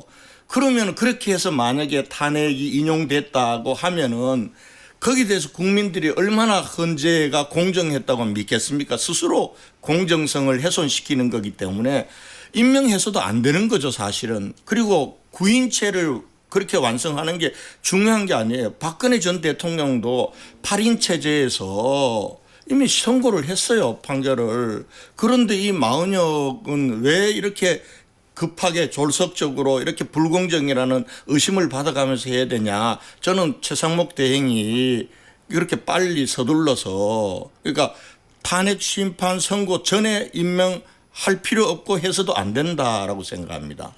홍 의원님, 이 부분은 조금 반론을 해주셔야 될 것 같은데. 오늘 길게 말씀하셔가지고 우선 헌법재판소의 결정을 하나하나 보시죠. 그러니까 뭐냐면 각하시킨 부분 말씀하셨어요. 일단 이제 인용된 것은 8대5로 인용된 것은 이게 국회 권한을 침해한 게 맞다. 즉 임명해야 된다 이런 거죠. 그다음에 두 번째 권한쟁의와 관련돼 가지고 5대3으로 그 가결됐는데 인용됐는데 이 경우에도 일단은 그 일부 그 법적 절차적 문제가 있는 건 맞지만 이후에 그 사후 보완이 됐다. 그 임명 촉구 결의안을 통해서 그 절차적 중대한 절차적 하자가 보완됐다 이렇게 보는 거죠. 그리고 과거에 국회에서 어떤 일이 벌어지면 항상 헌법재판소나 대법원이 국회에서 일은 국회에서 결정될 거라고 그것을 뒤집지 않습니다. 절차적 문제 아주 중대한 절차적 심해가 아니면. 그러니까 우리 권영진 의원님도 아실 텐데 지금까지 한 번도 예를 들면 여러 가지 날치기 통과가 있었고 과거에 그런 그 법적 절차 하자가 있어서 헌법재판소나 대법원에 갔지만 그 경우에 모두 기각되거나 혐의 없음, 그러니까 무효 처리가 됐죠. 이의 제기한 쪽에서. 그런 측면에서 입법사법 행정이 분리해서 입법권의 국회에서의 결정은 국회의 결정대로 존중한다는 것이 지금까지 사법부 입장입니다. 그런 측면에서 그 다소 절차적 문제가 있지만 그것이 이것을 기각시킬 만큼의 중대한 하자는 아니다라고 헌법재판소가 판단한 것이고요. 마지막에 각하 부분은 저는 이건 당연한 거 각하라고 생각을 해요. 왜 그러냐면 어쨌든 우리 대통령이 임명 절차가 있다는 거예요. 임명 절차라고 제가 이 자리에서 몇 번 말씀드렸던 것 같은데 대통령 3인, 대법원장 3인, 국회 3인으로 몫으로 결정되는데 이 경우에 국회에서나 대법원장이 추천한 사람 경우에 그 어떤 그 법적 기준, 그다음에 자격 요건 이런 거에 문제가 없으면 대통령은 자동으로 임명해야 된다는 거예요. 그러니까 그 이유인즉슨 뭐냐면 그 과거에 지금 제가 최민희 그 방통위원장 임명 안 한 경우에도 그래도 최소한 그때 윤석열 대통령이 법제처의 의견을 물어서 법제처에서 이해 충돌 그 과거에 있던 기관이 이해 충돌 가능성이 있다. 국회는 다른 결론을 냈었습니다. 국회 법제실에서는. 그럼에도 불구하고 최소한 그런 절차적 과정에 대한 정당성을 가지려고 노력을 했거든요. 합의가 안 됐기 때문에 이거는 할 수가 없다. 이런 얘기는 있을 수 없는 일이에요. 우리나라 국회에서 합의 안 된 법안이 얼마나 많습니까? 다수결에 의해서. 그러면은 합의가 안 됐다는 건 단 한두 명만 합의 안 해도 그 합의를 위헌 여부가 되는 거죠. 그렇게 할 수가 없다. 이렇게 말씀드리고 다만 이번 각하 얘기는 헌법재판소가 그 임명 절차, 헌법에 기재돼 있는 임명 절차를 무시할 수 없다라는 거죠. 그래서 어쨌든 이것은 빠른 시일 내에 국회 권한을 침해하지 않도록 이 최상무 권한대행이 마은혁 재판관을 임명하라 이런 얘기입니다. 물론 저는 이거에 대해서 정치적 합의가 있을 수 있다고 생각해요. 만약에 지금 권영진 의원님 얘기하신 것처럼 절차적 정당성 여러 가지 문제 제기가 있다면 또 갱신변론 문제도 있잖아요. 이게 만약 마은혁 재판관 들어오면 그럼 여러 가지 시기가 늦어질 가능성도 있고 복잡하기 때문에 그런 경우에 아예 이 문제에 대해서는 좀 더 논의를 해서 절차적으로 어떤 시기에 임명하는 게 더 좋은 건지에 대한 협의를 한번 해볼 수 있다고 생각해요. 국회와 어떤 권한대행 측과 그다음에 헌법재판소와 그런 문제들에서 좀 더 정치력을 발휘할 필요가 있는데 그렇지 못한 부분에 대해서는 좀 아쉽다는 생각도 저도 갖고 있습니다. 그런데 홍 의원님 이 헌법재판소가 이 탄핵 심판 과정에서 여러 번 이제 공정성, 편향성 시비에 좀 휘말렸잖아요.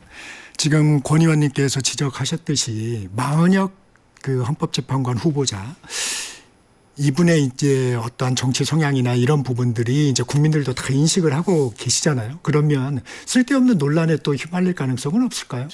저는 그런 기준으로 보면 안 된다고 생각해요. 제가 지난번 얘기했지만 이 합의제 기구는 국회는 여야가 같이 추천하고 또 대법원이 추천하고 그다음에 대통령이 추천하지 않습니까? 그래서 약간 진보적 대통령 때 미국도 그래요. 진보적 대통령 시대에서는 약간 진보적 재판관이 들어와서 뭐 동성애도 합헌으로 하고 뭐 그런 게 미국도 그렇고 반면에 보수적 정권이 이어지면서 바뀔 경우에는 합헌을 했던 것도 다시 뒤집는 경우가 종종 있어요. 우리나라도 역시 마찬가지입니다. 특히 우리나라 같은 경우는 미국은 종신제인데 우리는 임기제이기 때문에 정권의 변화에 따라서 또 국회 다수 의석에 따라서 이 헌법재판소나 대법원에 바뀝니다. 그러니까 헌법재판관이나 대법원 한 명 한 명이 우리 사회에서 기계적으로 딱 중립에 있는 사람이 아니라 진보, 보수, 중립 있는 사람들을 다 모아서 그것이 하나의 균형된 결정을 내리게 하는 게 합의제 기구의 특징이에요. 그리고 제가 원내대표 시절에 조희대 대법원장 임명 동의안을 가결 처리했어요. 그때 기준이 뭐였냐? 첫 번째, 윤석열 대통령과 상대에서 사법부의 독립성을 지킬 수 있는 사람. 그리고 사법부의 어떤 업무를 지휘할 수 있을 만큼의 리더십이나 역량이 있는 사람. 그리고 마지막 세 번째는 국민적 기준에 부합하는 도덕성을 가진 사람. 이 세 가지 기준만 했어요. 당내에서 조희대 대법원장이 보수적이다. 보수적 판결을 내린 게 몇 개 있어요. 그래서 제가 얘기한 거는 보수적 판결을 갖고 재판관을 재단하고 안 된다고 하면 그럼 우리나라의 재판관들에 대해서 정치적으로 모든 사상과 이념을 갖고 재단하는 것은 표현과 양심의 헌법이 보장하고 있는 표현과 양심의 자유를 국회가 정면으로 거스르는 거라고 해서 제가 조희대 대법원장이 그 세 가지 기준에만 문제가 없다면 임명해야 된다고 해서 그때 인사청문회 했던 의원들이 아무 문제가 없다 해가지고 그때 합의 처리가 된 겁니다. 권 의원님 혹시 부연하실 내용 있으세요? 예.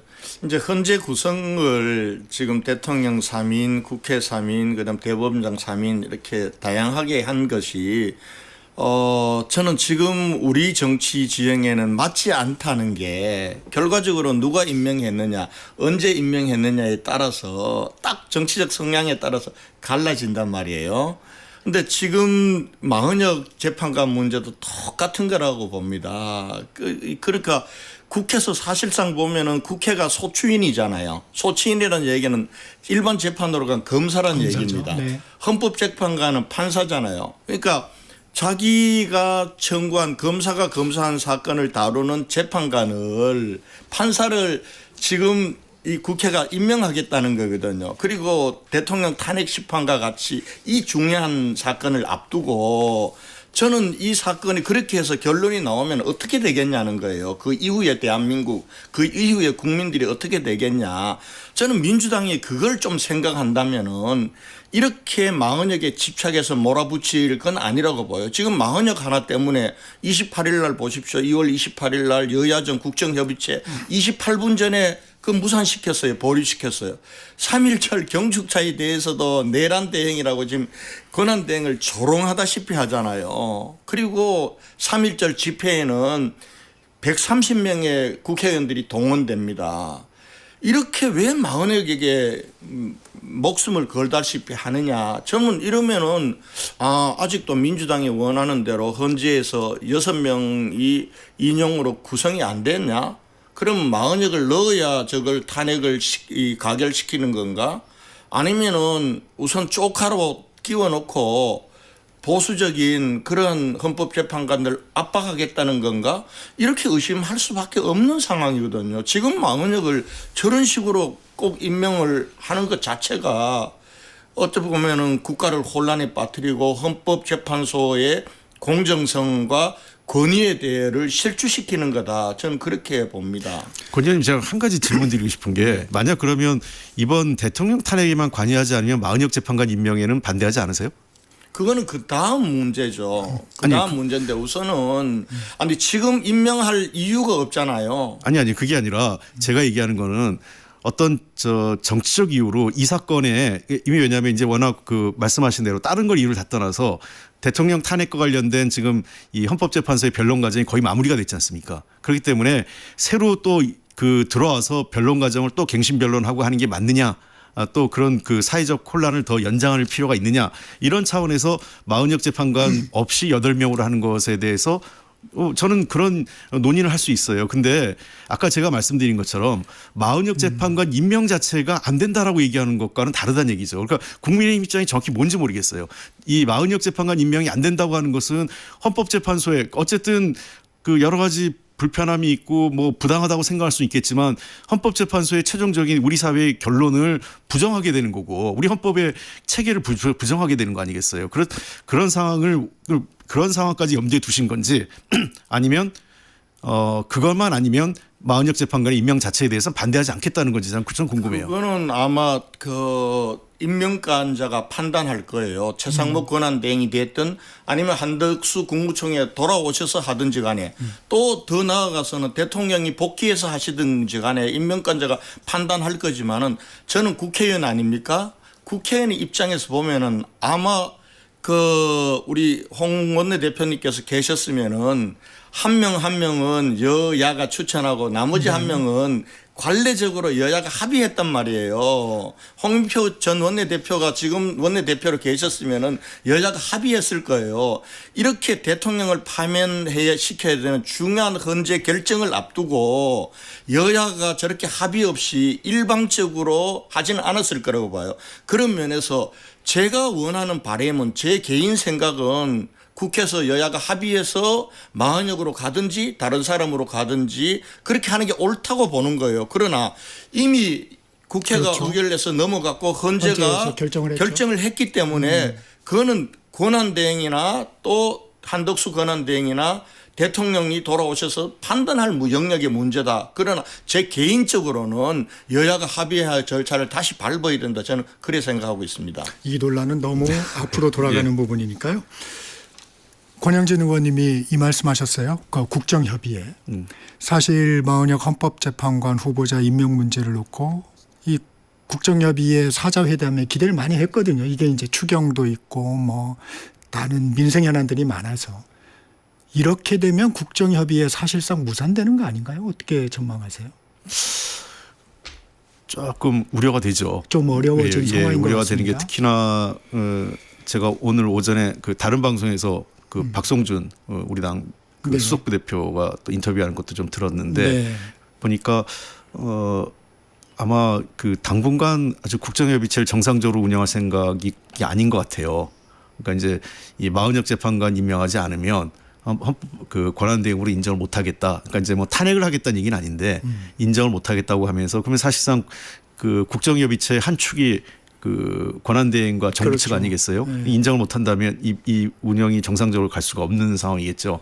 그런 측면에서 아마 국정협의체가 정상적으로 운영되기는 지금 당분간 어려워 보이는데 모르겠습니다. 그런데 아시다시피 지금 국가적으로 위기가 굉장히 높아지고 있어요. 뭐 가까이는 경제 위기부터 민생 문제가 정말 심각하고 자영업 이런 분들 정말 하루하루 견디기 어려운 상황이기 때문에 추경이 시급하다 이런 얘기가 나오고 있지 않습니까? 그래서 저 일단은 최성무 권한대행이 또 추경에 대해서 너무 소극적인 입장이 있는 것 같아요.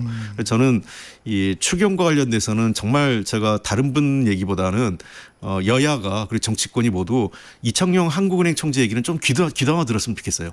그러니까 현재 봐서는 그래도 가장 중립적으로 여러 가지 글로벌 경제 환경 등을 감안해서 추경 얘기도 하시고 규모도 얘기하고 시급성도 얘기하고 하기 때문에 여야가 조금 내려놓고 추경 문제만은 다른 모든 거는 조금 더 뭐 정치 상황이 투명해지고 어느 정도 일정이 확정되고 나서 예를 들면 조기 대선이 있으면 조기 대선 이후에 새로운 정부의 리더십 하에서 뭐 반도체 특별법이라든지 뭐 이런 문제 할 수 있을 거예요.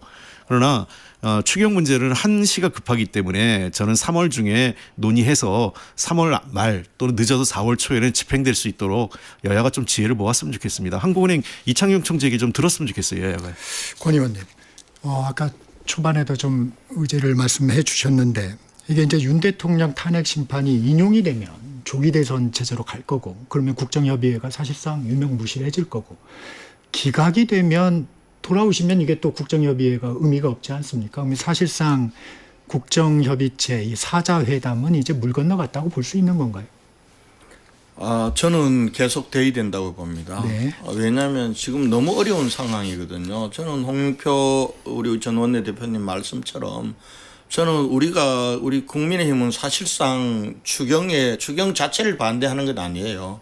얼마 전에 민주당이 그렇게 자기들이 일방적으로 다 삭감시켜 놓고 돌아서서 추경을 한다면은 국민들에게 최소한의 기본 예의는 표하고 가자 이런 입장인데 뭐 이제는 그거 안 해도 좋아요. 전 추경을 해야 된다고 봐요. 해야 된다고 보고 또 추경 이외에도 지금 해야 될 일들이 산적해 있습니다. 어찌 보면은 이게 대통령이 부재 중인 위기가 저는 기회일 수 있다고 봐요. 그리고 지금의 전국의 주도권은 사실상 민주당에게 있는 거예요. 지금 이 대한민국은 이재명 대표가 하자는 대로 가는 거예요. 이재명 대표가 여야정 국정협의체 이거 들어가지 마 하면 깨지는 거고 들어가 하면 들어가는 거예요. 추경도 마찬가지입니다. 이런 면에서 보면은 저는 이런 상황에서 꼭 마은혁 헌법재판관 임명을 가지고 여야정 국정협의체도 28분 전에 무산시키고 이렇게 가야 되는가. 저는 그런 이재명 대표의 리더십을 보면서 우리 국민들이 과연 미래의 지도자로 생각할 건가.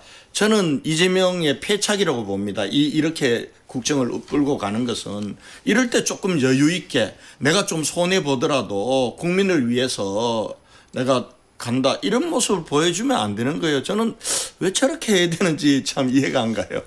네, 주제를 좀 바꿔보겠습니다. 3.1절 탄핵 찬반 집회가 아주 거셌습니다. 여론조사와 달리 광장에는 보수세가 강해 보여요. 어떻게 보십니까? 이거는 뭐 제가 몇 번 그 말씀을 드렸던 것 같은데 과거 2017년 때도 이랬어요. 그러니까 뭐냐면 광장의 에너지는 일단 조직력과 그 결집력의 차이인데요. 그 또 절박한 쪽에서 훨씬 더 강하게 작용합니다. 그러니까 뭐냐면 탄핵 찬성 쪽은 저 12.3 비상계엄부터 대통령 탄핵이 이루어지고 구속이 이루어지는 때까지 에너지가 폭발한 거죠. 그 시점에서. 반면에 지금 탄핵을 반대하는 뭐 윤석열 대통령을 지키겠다고 하는 쪽의 집회는 그 이후에 폭발하기 시작한 거죠. 시차적으로 다릅니다. 그래서 아마 대통령 탄핵 결정 헌법재판소에서 결정이 이루어질 때까지 폭발적으로 이루어질 그 에너지가 계속 폭발할 때인데 과거 박근혜 대통령 탄핵 시기에서도 헌법재판소에서 굉장히 극렬 시위하다가 몇 분이 돌아가시기도 했어요. 그러니까 그만큼 그 시기에 그 보수 집회가 굉장히 훨씬 더 찬성보다는 반대 집회가 그때도 극심했었고요. 다만 저는 이런 것 같습니다. 이게 이미 지표상 나타나는 것처럼 뭐 그 모든 그 여론조사에서 탄핵 찬성이 높게 나타나지 않습니까? 예, 정당 지지도가 비슷해도 탄핵 찬성은 좀 높게 나타나는 게 일반적인 현상이기 때문에 저는 이제 국민의힘이 딜레마일 것 같아요. 그러니까 광장의 목소리에 따라가자니 더 큰 국민의 목소리를 외면할 수 있고 그렇다고 더 큰 국민의 목소리에 집중하면서 바로 옆에 있는 강성 지지층을 외면하기도 어려운 그러니까 그런 것이 국민의힘으로서는 굉장히 그 어려운 시점인데 이럴 때 정말 용기 있는 리더십이 필요해요. 그러니까 저는 우리나라 보수 정당이 제대로 잘 가야 다른 진보 정당 또 자유주의적 정당도 잘 갈 수 있다고 생각을 해요. 그런 측면에서 저는 그 국민의힘이 정말 보수의 정당으로 새로운 보수의 길 이 정도를 그 노선으로 내놓으면서 좀 더 그 미래를 바라보는 그런 보수 정당으로 이번 위기를 기회로 삼았으면 어떨까 하는 생각도 듭니다. 권영진 의원님, 탄핵 찬반 집회 분위기는 좀 어떻게 보고 계세요? 사실은 계엄 처음에 일어났을 때 우리 국민들 다 반대하고 충격이었죠. 우리 국민의힘 내에서도 계엄 자체를 찬성하는 의견은 없었습니다. 그런데 그 이후에 후속 과정이에요. 대통령을 수사하고 예를 들면은 수사권이 없는 공수처가 수사를 하고 현역 대통령을 국가 원수인데 꼭 체포해서 그렇게 이 수사를 하려고 하고 구속해서 재판을 받고 이런 과정들 그리고 그 이후에 헌재로 넘어오면서 이런 과정들을 보면서 이건 너무 불공정한 거 아니냐. 그리고 그 이후에 보여준 민주당을 보니까 대통령은 저렇게 이제 잘못에 대해서 구속도 되고 체포도 되고 구속도 됐는데 그럼 민주당과 이재명 대표는 뭐냐.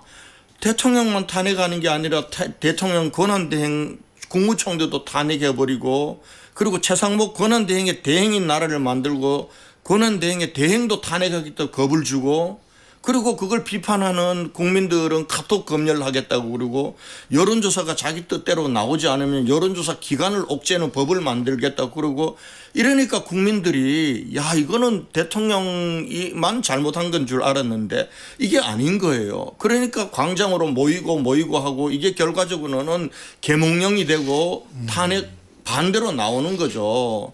저는 그런 면에서 이 책임은 누구의 이렇게 탄핵 반대 집회 광장의 목소리 에너지를 키운 건 민주당과 이재명 대표라고 봅니다. 대표라고 보고요. 네, 잠시 쉬었다 가겠습니다. 네, 정격시사 2부 여기서 마치고요. 전하는 말씀 듣고 3부로 돌아오겠습니다.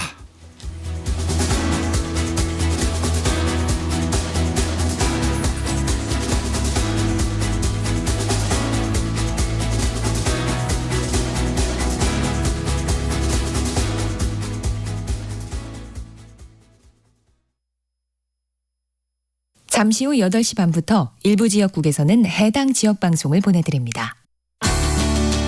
워렌 버핏은 가치 투자, 필립 피셔는 성장주 투자, 피터 린치는 장기 투자. 방법은 달라도 목표는 하나. 성기영의 경제쇼가 성공의 길로 안내합니다. 깊이 있게, 명쾌하게, 지금 이 시대 경제에 관한 모든 것을 알려드립니다. 평일 오후 4시 5분 성기영의 경제쇼와 함께하십시오.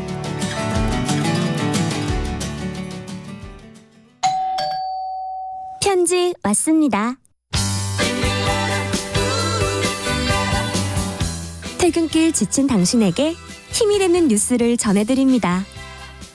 매일 저녁 5시 5분 당신과 함께 읽는 세상 이야기 KBS 1라디오 뉴스레터 K.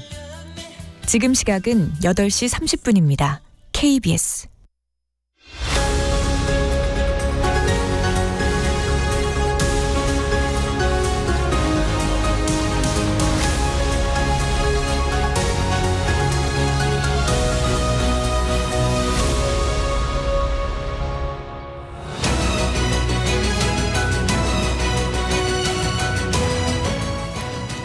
네, 본격 토론 이어갑니다. 국민의힘 권영진 의원, 홍익표 전 민주당 의원 함께하고 계십니다. 네, 탄핵 찬반 집회에 대한 얘기 부연해 주시죠, 권 의원님.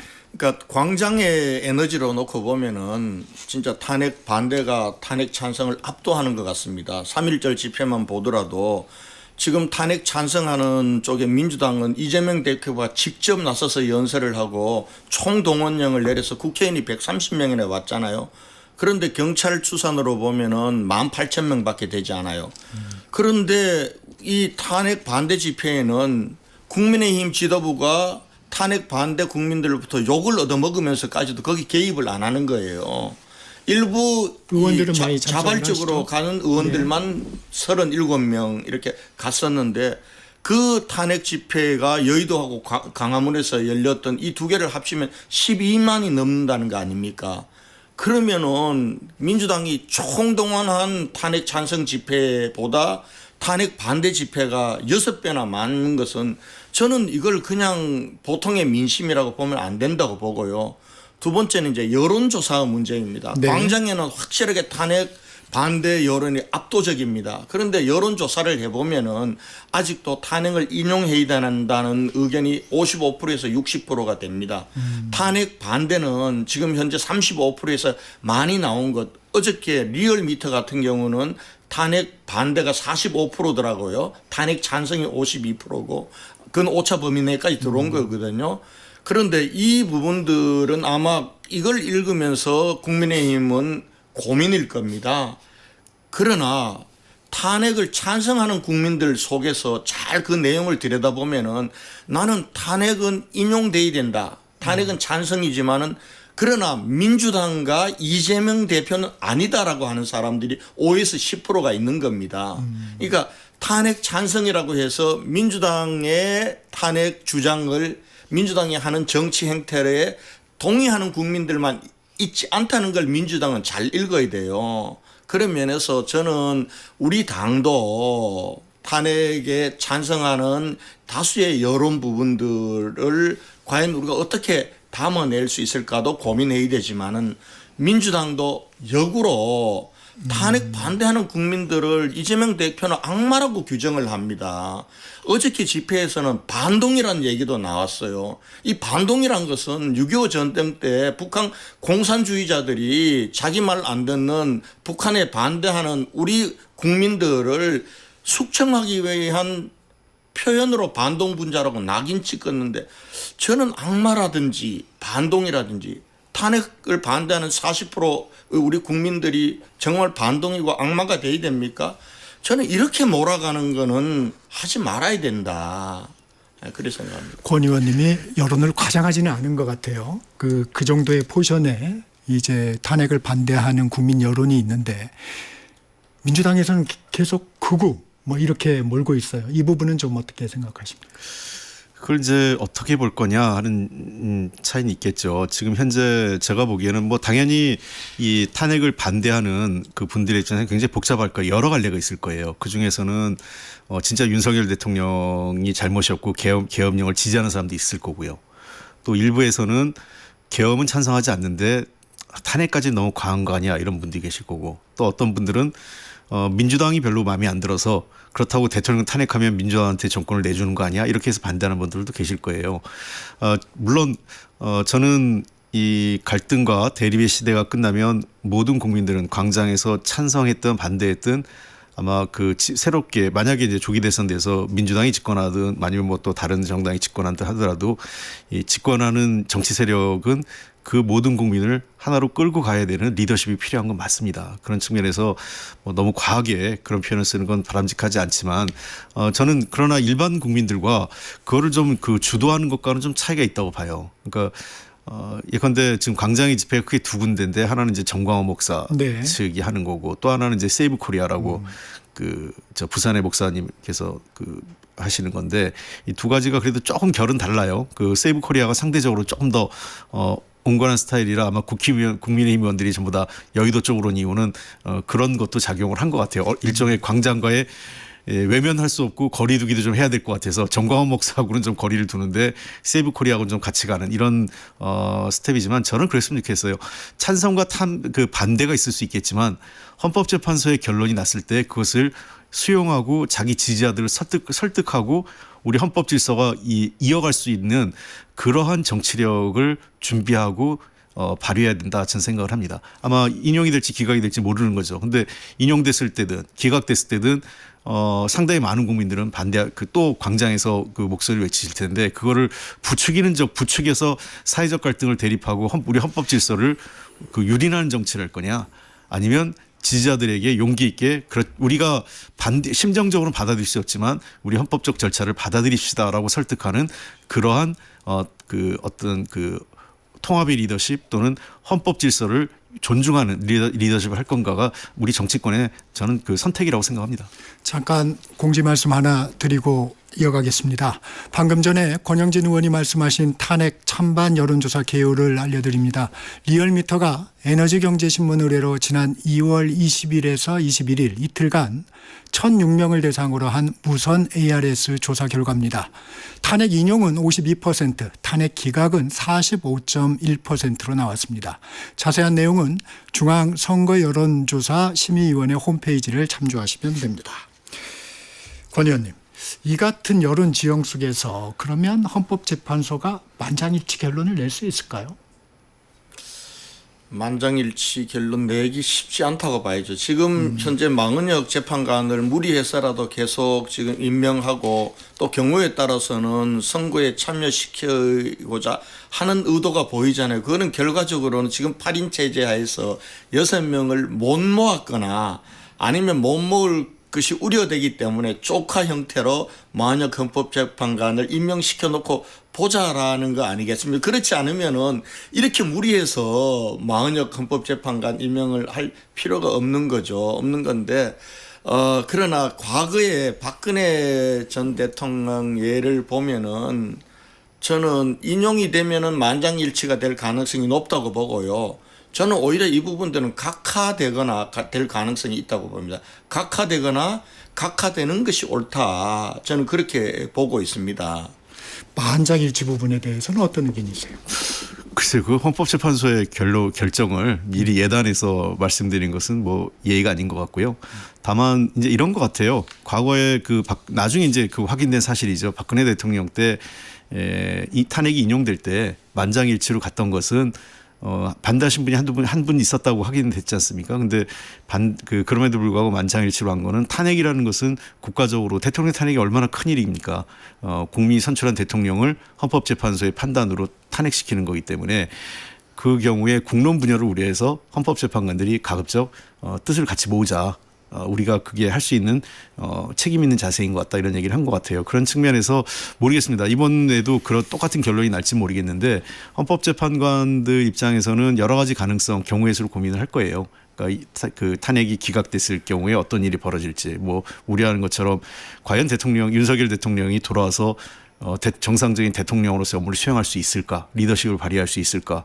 국내적 혼란은 어떻게 될지 이런 문제도 있을 거고 또 대통령 탄핵을 인용했을 때 또 한 축에서 반대하는 상황이 있을 때 그걸 어떻게 그래도 최대한 이 헌법적 질서를 유지하는데 어떤 방식이 좋을까 이런 고민들을 저는 당연히 할 거라고 생각을 합니다. 실제로 여론조사하고 다르게 법조계에서 그 법조인들 그러니까 진보나 보수적인 부분을 떠나서 법조인들의 입장은 훨씬 더 광범위하게 이 탄핵 인용에 대한 얘기를 많이 하세요. 왜 그러냐면 뭐 이 내란죄업을 떠나서 헌법 77조가 어려워진 그러니까 사실상 비상계엄 자체가 헌법 77조의 요건을 정면으로 거스르고 있기 때문에 이런 문제에 대해서는 많은 법조인들이 좀 우려를 하고 만약에 이번에 그 대통령이 이거를 그 비상계엄을 77조 범위 내에서 인정받는다면 정말 비상계엄이 빈번하게 날 수 있습니다. 어떤 대통령이라도 내가 불편하면 저는 이런 헌법 중단에 관련돼서는 그 국민 여론의 문제가 아니라 법조인 차원의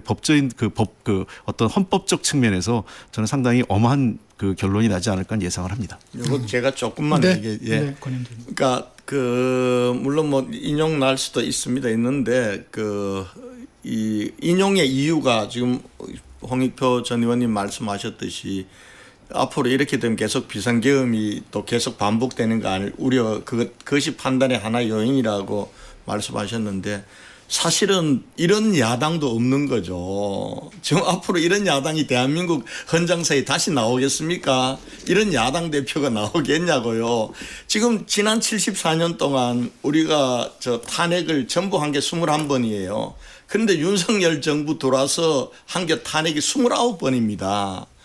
결과적으로는 지금 한 달에 한 번씩 국무위원, 그다음에 감사원장, 그리고 검사 탄핵한 거나 마찬가지란 말이에요. 이런 야당과 이런 야당 존재가 다시 나온다라면 우리 대한민국이 존립할 수 있겠습니까? 그런 면에서 저는 뭐 다음 대통령이 또 계속 계엄에 대한 유혹을 받을 거다. 대통령을 받지 말아야 되죠. 그러나 이런 야당과 야당 대표도 안 나올 겁니다. 그런 면에서 그건 기우다 저는 그렇게 생각합니다. 네. 이 얘기도 여쭤보겠습니다. 윤석열 대통령 지난주죠 최후진술에서 임기 단축 개헌, 그다음에 책임 총리제를 좀 시사했어요. 이 부분은 좀 어떻게 보십니까? 저는 뭐 지금 대한민국이 위기잖아요. 이 위기를 저는 기회로 만들어 내려면은 그냥 이걸 다시 대통령을 탄핵시켜서 또 조기 대선을 열고 또 아무렇게 없었다는 듯이 다시 5년 단임제로 계속 가는 거는 저는 대한민국의 불행이라고 생각합니다. 87년 헌법체제가 장기 집권을 막고 민주적 정권 교체를 이루는 데는 저는 의미가 있는 거였다고 봅니다. 그러나 지금 8분의 대통령 중에 3분이 탄핵 소추를 받았습니다. 4분이 지금 감옥을 갔습니다. 한 분의 대통령은 불행한 죽음을 맞았습니다.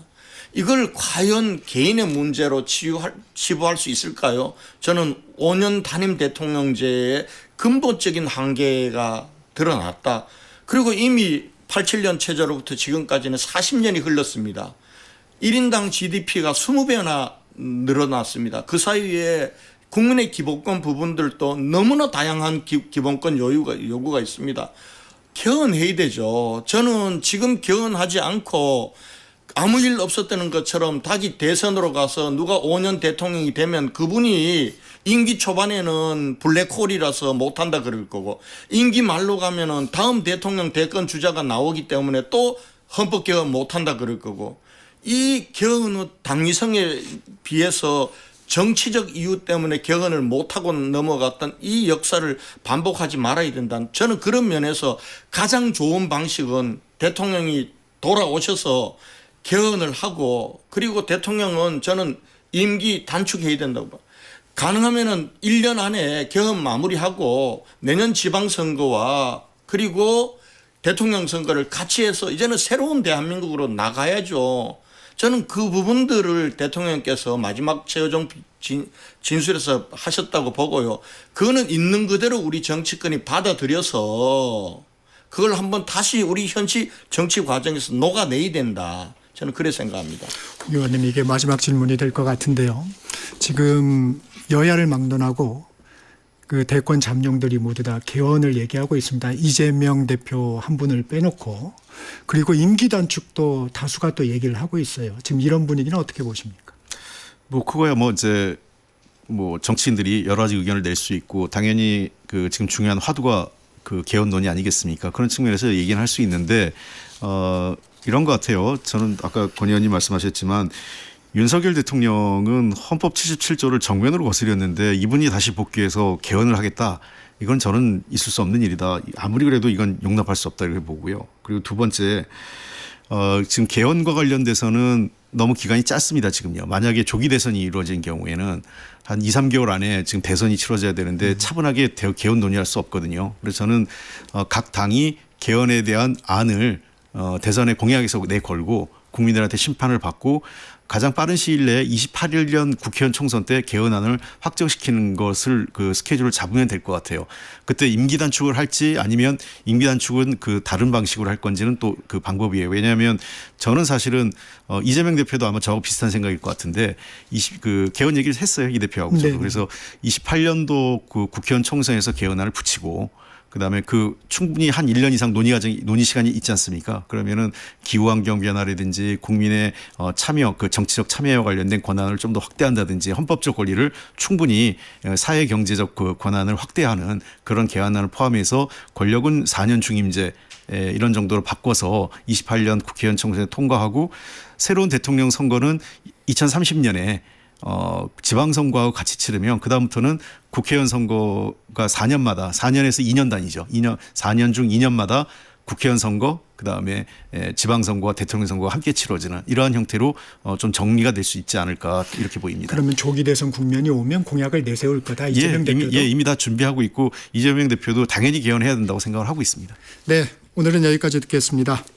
지금까지 권영진 국민의힘 의원, 홍익표 전 민주당 의원과 함께했습니다. 고맙습니다. 감사합니다. 감사합니다. 정격시사 듣고 계신 지금 시각 8시 45분입니다.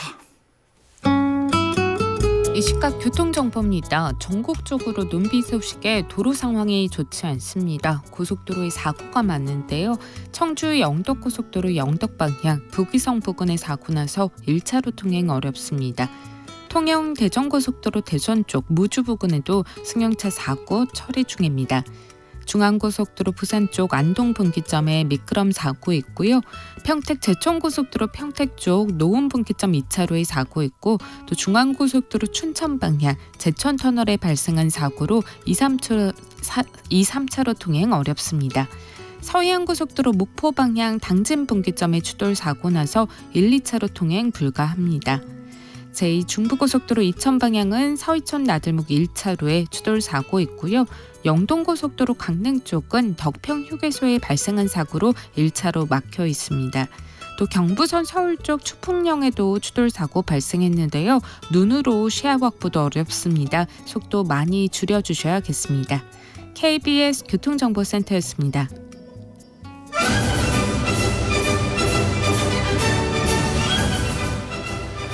스포츠로 활기차게 한 주를 여는 스포츠 먼데이 KBS 김한수 기자와 함께합니다. 안녕하세요. 네, 안녕하세요. LA 다저스 김혜성 부진 탈출의 신호탄을 쏘아 올렸다고요? 네, 그것도 홈런으로 많은 팬들 좀 기대를 하셨을 거예요. 김혜성에 가서 생각보다 적응을 못하는 게 아니냐. 타격폼을 바꾼다고 하는데 메이저리그에서 안 통하는 거 아니냐 이렇게 우려를 하셨을 텐데 샌프란시스코 이정우 선수가 있는 곳과 경기를 했었는데 8번 유격수로 선발 출전했어요. 첫 번째 타석 볼넷으로 나가서 일단 출루를 해서 홈까지 들어와서 득점도 올렸고요.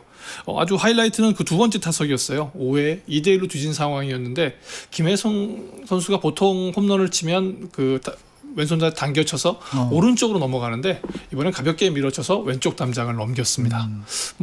첫 홈런이라 기분도 좋았고 7경기 만에 나온 홈런이었기 때문에 사실 메이저리그 가서 장타력 또 타격 안 되면 사실 주전 꿰차기 어렵잖아요. 그런데 일단 그 부활의 신호탄을 쏘아 올리면서 주전 경쟁에 본격 가세하는 모습인데 사실 그 타율이 7할 1푼까지 떨어졌었어요.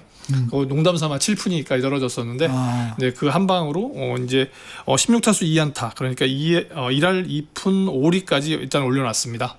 그리고 이제 무엇보다도 감독의 눈도장이 중요한데 감독이 이 홈런으로 김혜성 선수가 자신감을 가졌을 것이다. 그리고 무엇보다도 홈런도 치고 볼넷을 골라내는 걸 보면 선구안도 좋고 타격에 좀 자신감을 갖는 것 같다. 그래서 중요한 한마디로 계기가 됐을 거라고 생각하는데 그 덕분인지 오늘 이제 LA 다저스가 스프릿 시스템이라고 해서 두 곳에 나눠서 연습 경기를 하는데 그 두 곳에 포함되지 않고 오늘 하루 휴식을 가졌습니다. 오늘 하루 휴식을 하면서 이제 잘 된 거 한번 돌이켜보고 안 된 거 짚어보면서 다음 타석을 잘 준비한다면 사실 김혜성 선수에게 바로 눈앞에 있는 건 개막전 26명의 엔트리 안에 들어가는 거거든요. 네, 그 안에 들어갈 수 있도록 최선을 다해야 될 것 같습니다.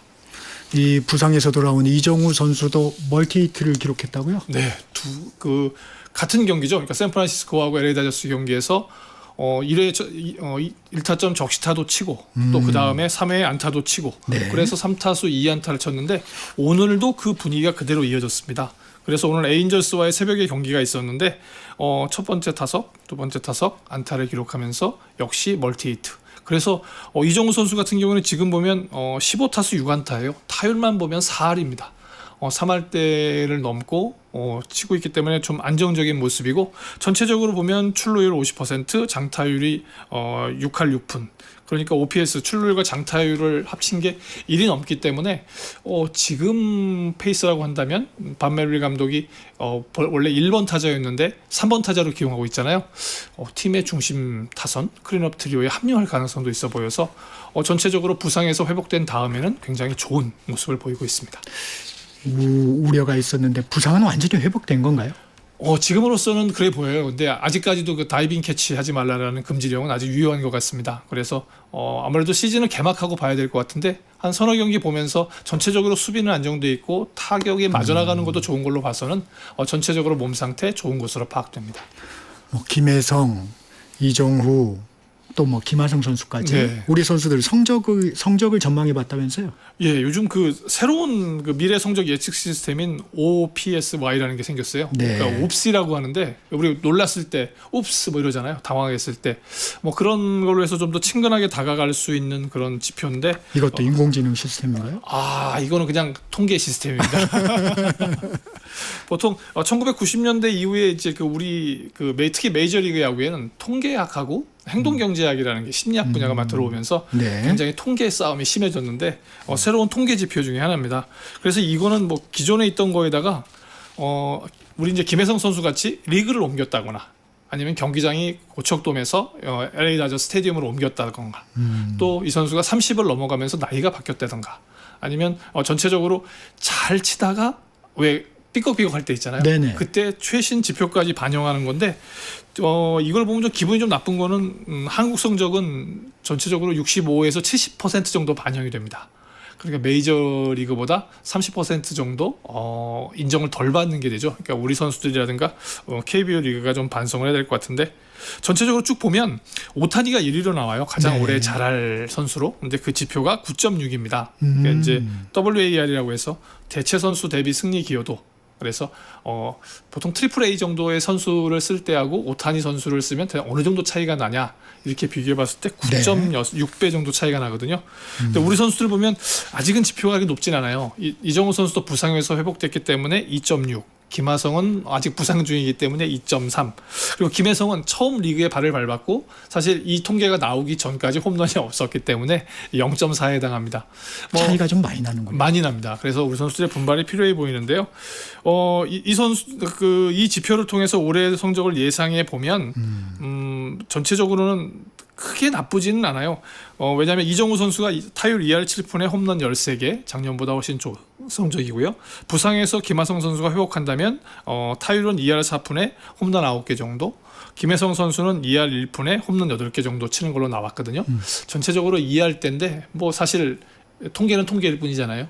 이제 진짜 실전에서 보여주는 모습이 필요한데 한번 지켜봐야 될 것 같습니다. 과연 이 통계를 넘어설지 아니면 이 통계보다 나오지 않을지. 네. 통계를 좀 넘어섰으면 좋겠네요. 당연하죠. 모든 팬들이 아마 바라고 있을 겁니다. 오타니가 9.6이면 우리 한 8 정도는 돼야 되지 않아? 이런 기분을 가지고 있을 것 같아요. 네. 스코틀랜드 프로축구 셀틱 양현준이 또 아주 좋은 경기를 펼쳤네요. 네. 사실 이번 주말에 손흥민 선수 경기가 없어서 조금 아쉬웠는데 양현준 선수가 불과 25분 만에 그것도 후반 교체 출전해서 25분 만에 경기의 흐름을 완전히 바꿔서 감독이 게임 체인저다 이런 얘기를 할 정도였습니다. 후반 2대2 상황으로 비기고 있는 상황에서 후반 20분 나왔는데 3분 만에 헤딩으로 3대1을 만들었어요. 그리고 결정적인 그 패스를 통해서 마에다 선수의 4번째 골을 도왔습니다. 그리고 경기 종료 직전에 본인이 헤딩골로 다시 골을 넣었어요. 한 경기에 2골 도움 하나. 근데 정말 아쉬운 장면은 후반 31분에 침투 패스를 받아서 또 한 번 골문을 갈랐었거든요. 해트트릭이 될 수 있는 기회인데 그만 이게 옵사이드 판정으로 나왔습니다. 네. 전체적으로 보면 이 선수가 지금 2경기 연속골에다가 이번 시즌 리그에서만 4골 도움 3개 그리고 전체적으로 컵 대회를 포함하게 되면 5골 도움 6개거든요. 이 정도면 활약상 괜찮기 때문에 네. 3월에 있을 국가대표 선발하잖아요. 북중미 월드컵 3차 예선이 재개될 때 홍명보 감독이 아무래도 눈여겨보지 않을까 싶어요. 그래서 이 선수가 만약에 발탁된다면 좀 더 큰 활약이 기대되고요. 근데 이제 비밀이 좀 있습니다. 네. 감독이 밝힌 건데요. 브랜던 로저스 감독이 밝혔는데 지금 여자친구가 스코틀랜드에 와 있다. 그래서 여자친구 때문에 더 잘하는 것 같기 때문에 여자친구 보고 좀 더 머물러 줄 수 없냐 이렇게 부탁해 볼 생각이다. 이런 농담을 하는 거 봐서는 전체적으로도 그 여자친구가 찾아간 게 뭐랄까요, 진짜 게임 체인저 정도는 아니지만 분위기 체인저 정도의 역할을 한 것 같습니다. 운동선수한테 그런 게 도움이 되기도 하고 또 도움이 안 되기도 하고 그러지 않나요? 네, 그렇습니다. 그래서 이제 뭐 올림픽이나 이런 큰 대회가 있을 때 가족을 동반할 수 있느냐, 동반하지 못하냐. 이런 거에 다른데 우리나 일본 선수가 아시아 선수들은 대체로 동행을 하지 않고요. 뭐 미주라든가 유럽, 특히 이제 남미 선수들 같은 경우에는 가족이 함께 있을 때 아무래도 기량이 더 많이 나온다. 그래서 우리 프로 배구나 프로 농구에도 보면 남미 선수들이 많이 와 있잖아요. 가족이 있을 때하고 없을 때 기량 차가 조금 납니다. 아, 그렇습니까? 네. 골키퍼가 공을 잡고 넘어지거나 엎드려서 시간을 고의로 끄는 행위가 좀 우리가 많이 봤잖아요. 이런 부분들이 이제 좀 퇴출될 수도 있다. 이런 얘기인가요? 네. 사실 뭐 지금도 뭐 그라운드에 선수가 넘어져 있거나 아니면 저기 그 골대 앞에서 골키퍼가 너무 공을 많이 갖고 있게 되면 경고를 주기는 합니다. 네. 근데 원래 규정상을 보게 되면 12조 2항에 보면 그럴 때는 간접 프리킥을 주게 돼 있어요. 정말 위험한 순간을 맞게 해줘야 되는데 그렇게 되면 승부에 큰 영향을 주기 때문에 사실 심판도 좀 주저하는 게 사실이었거든요. 네. 사실 뭐 이렇게 사장화돼 있는 이런 그 규정을 이제 구체적으로 뜯어 고쳐서 명문화 할 건데 골키퍼가 8초를 잡고 있으면 간접 8초를 잡고 있으면 프리킥이 아니라 코너킥을 주게 되는 겁니다. 세트피스 상황을 주기 때문에 네. 굉장히 위험한 지경에 놓이게 되는데요. 근데 이제 한 가지 조건이 있습니다. 심판이 미리 5초를 쉬어야 돼요. 5초 남았다. 근데 이제 이 규정이 지금 이제 승인이 됐기 때문에 네. 빠르면 이제 그 6월에 미국에서 이제 클럽 월드컵이라고 하는 거 있는데 클럽 월드컵부터 적용되고 다른 대회로 확장될 예정입니다. 네, 오늘은 여기까지 듣겠습니다. KBS 김한수 기자였습니다. 고맙습니다. 고맙습니다. 3월 3일 월요일 전격시사 오늘은 여기까지입니다. KBS는 오늘 AI 카메라 시험 방송에 이어서 인공지능 시대에도 방송 환경 변화에 선도적으로 대응하겠습니다. 지금까지 진행의 KBS 기자 정창준이었고요. 내일 아침 7시 20분에 다시 돌아오겠습니다. 여러분 감사합니다. 건물이 밀집도 있는 도심에서 화재가 발생하면 대형 참사로 이어질 위험성이 높습니다. 불을 발견하면 먼저 불이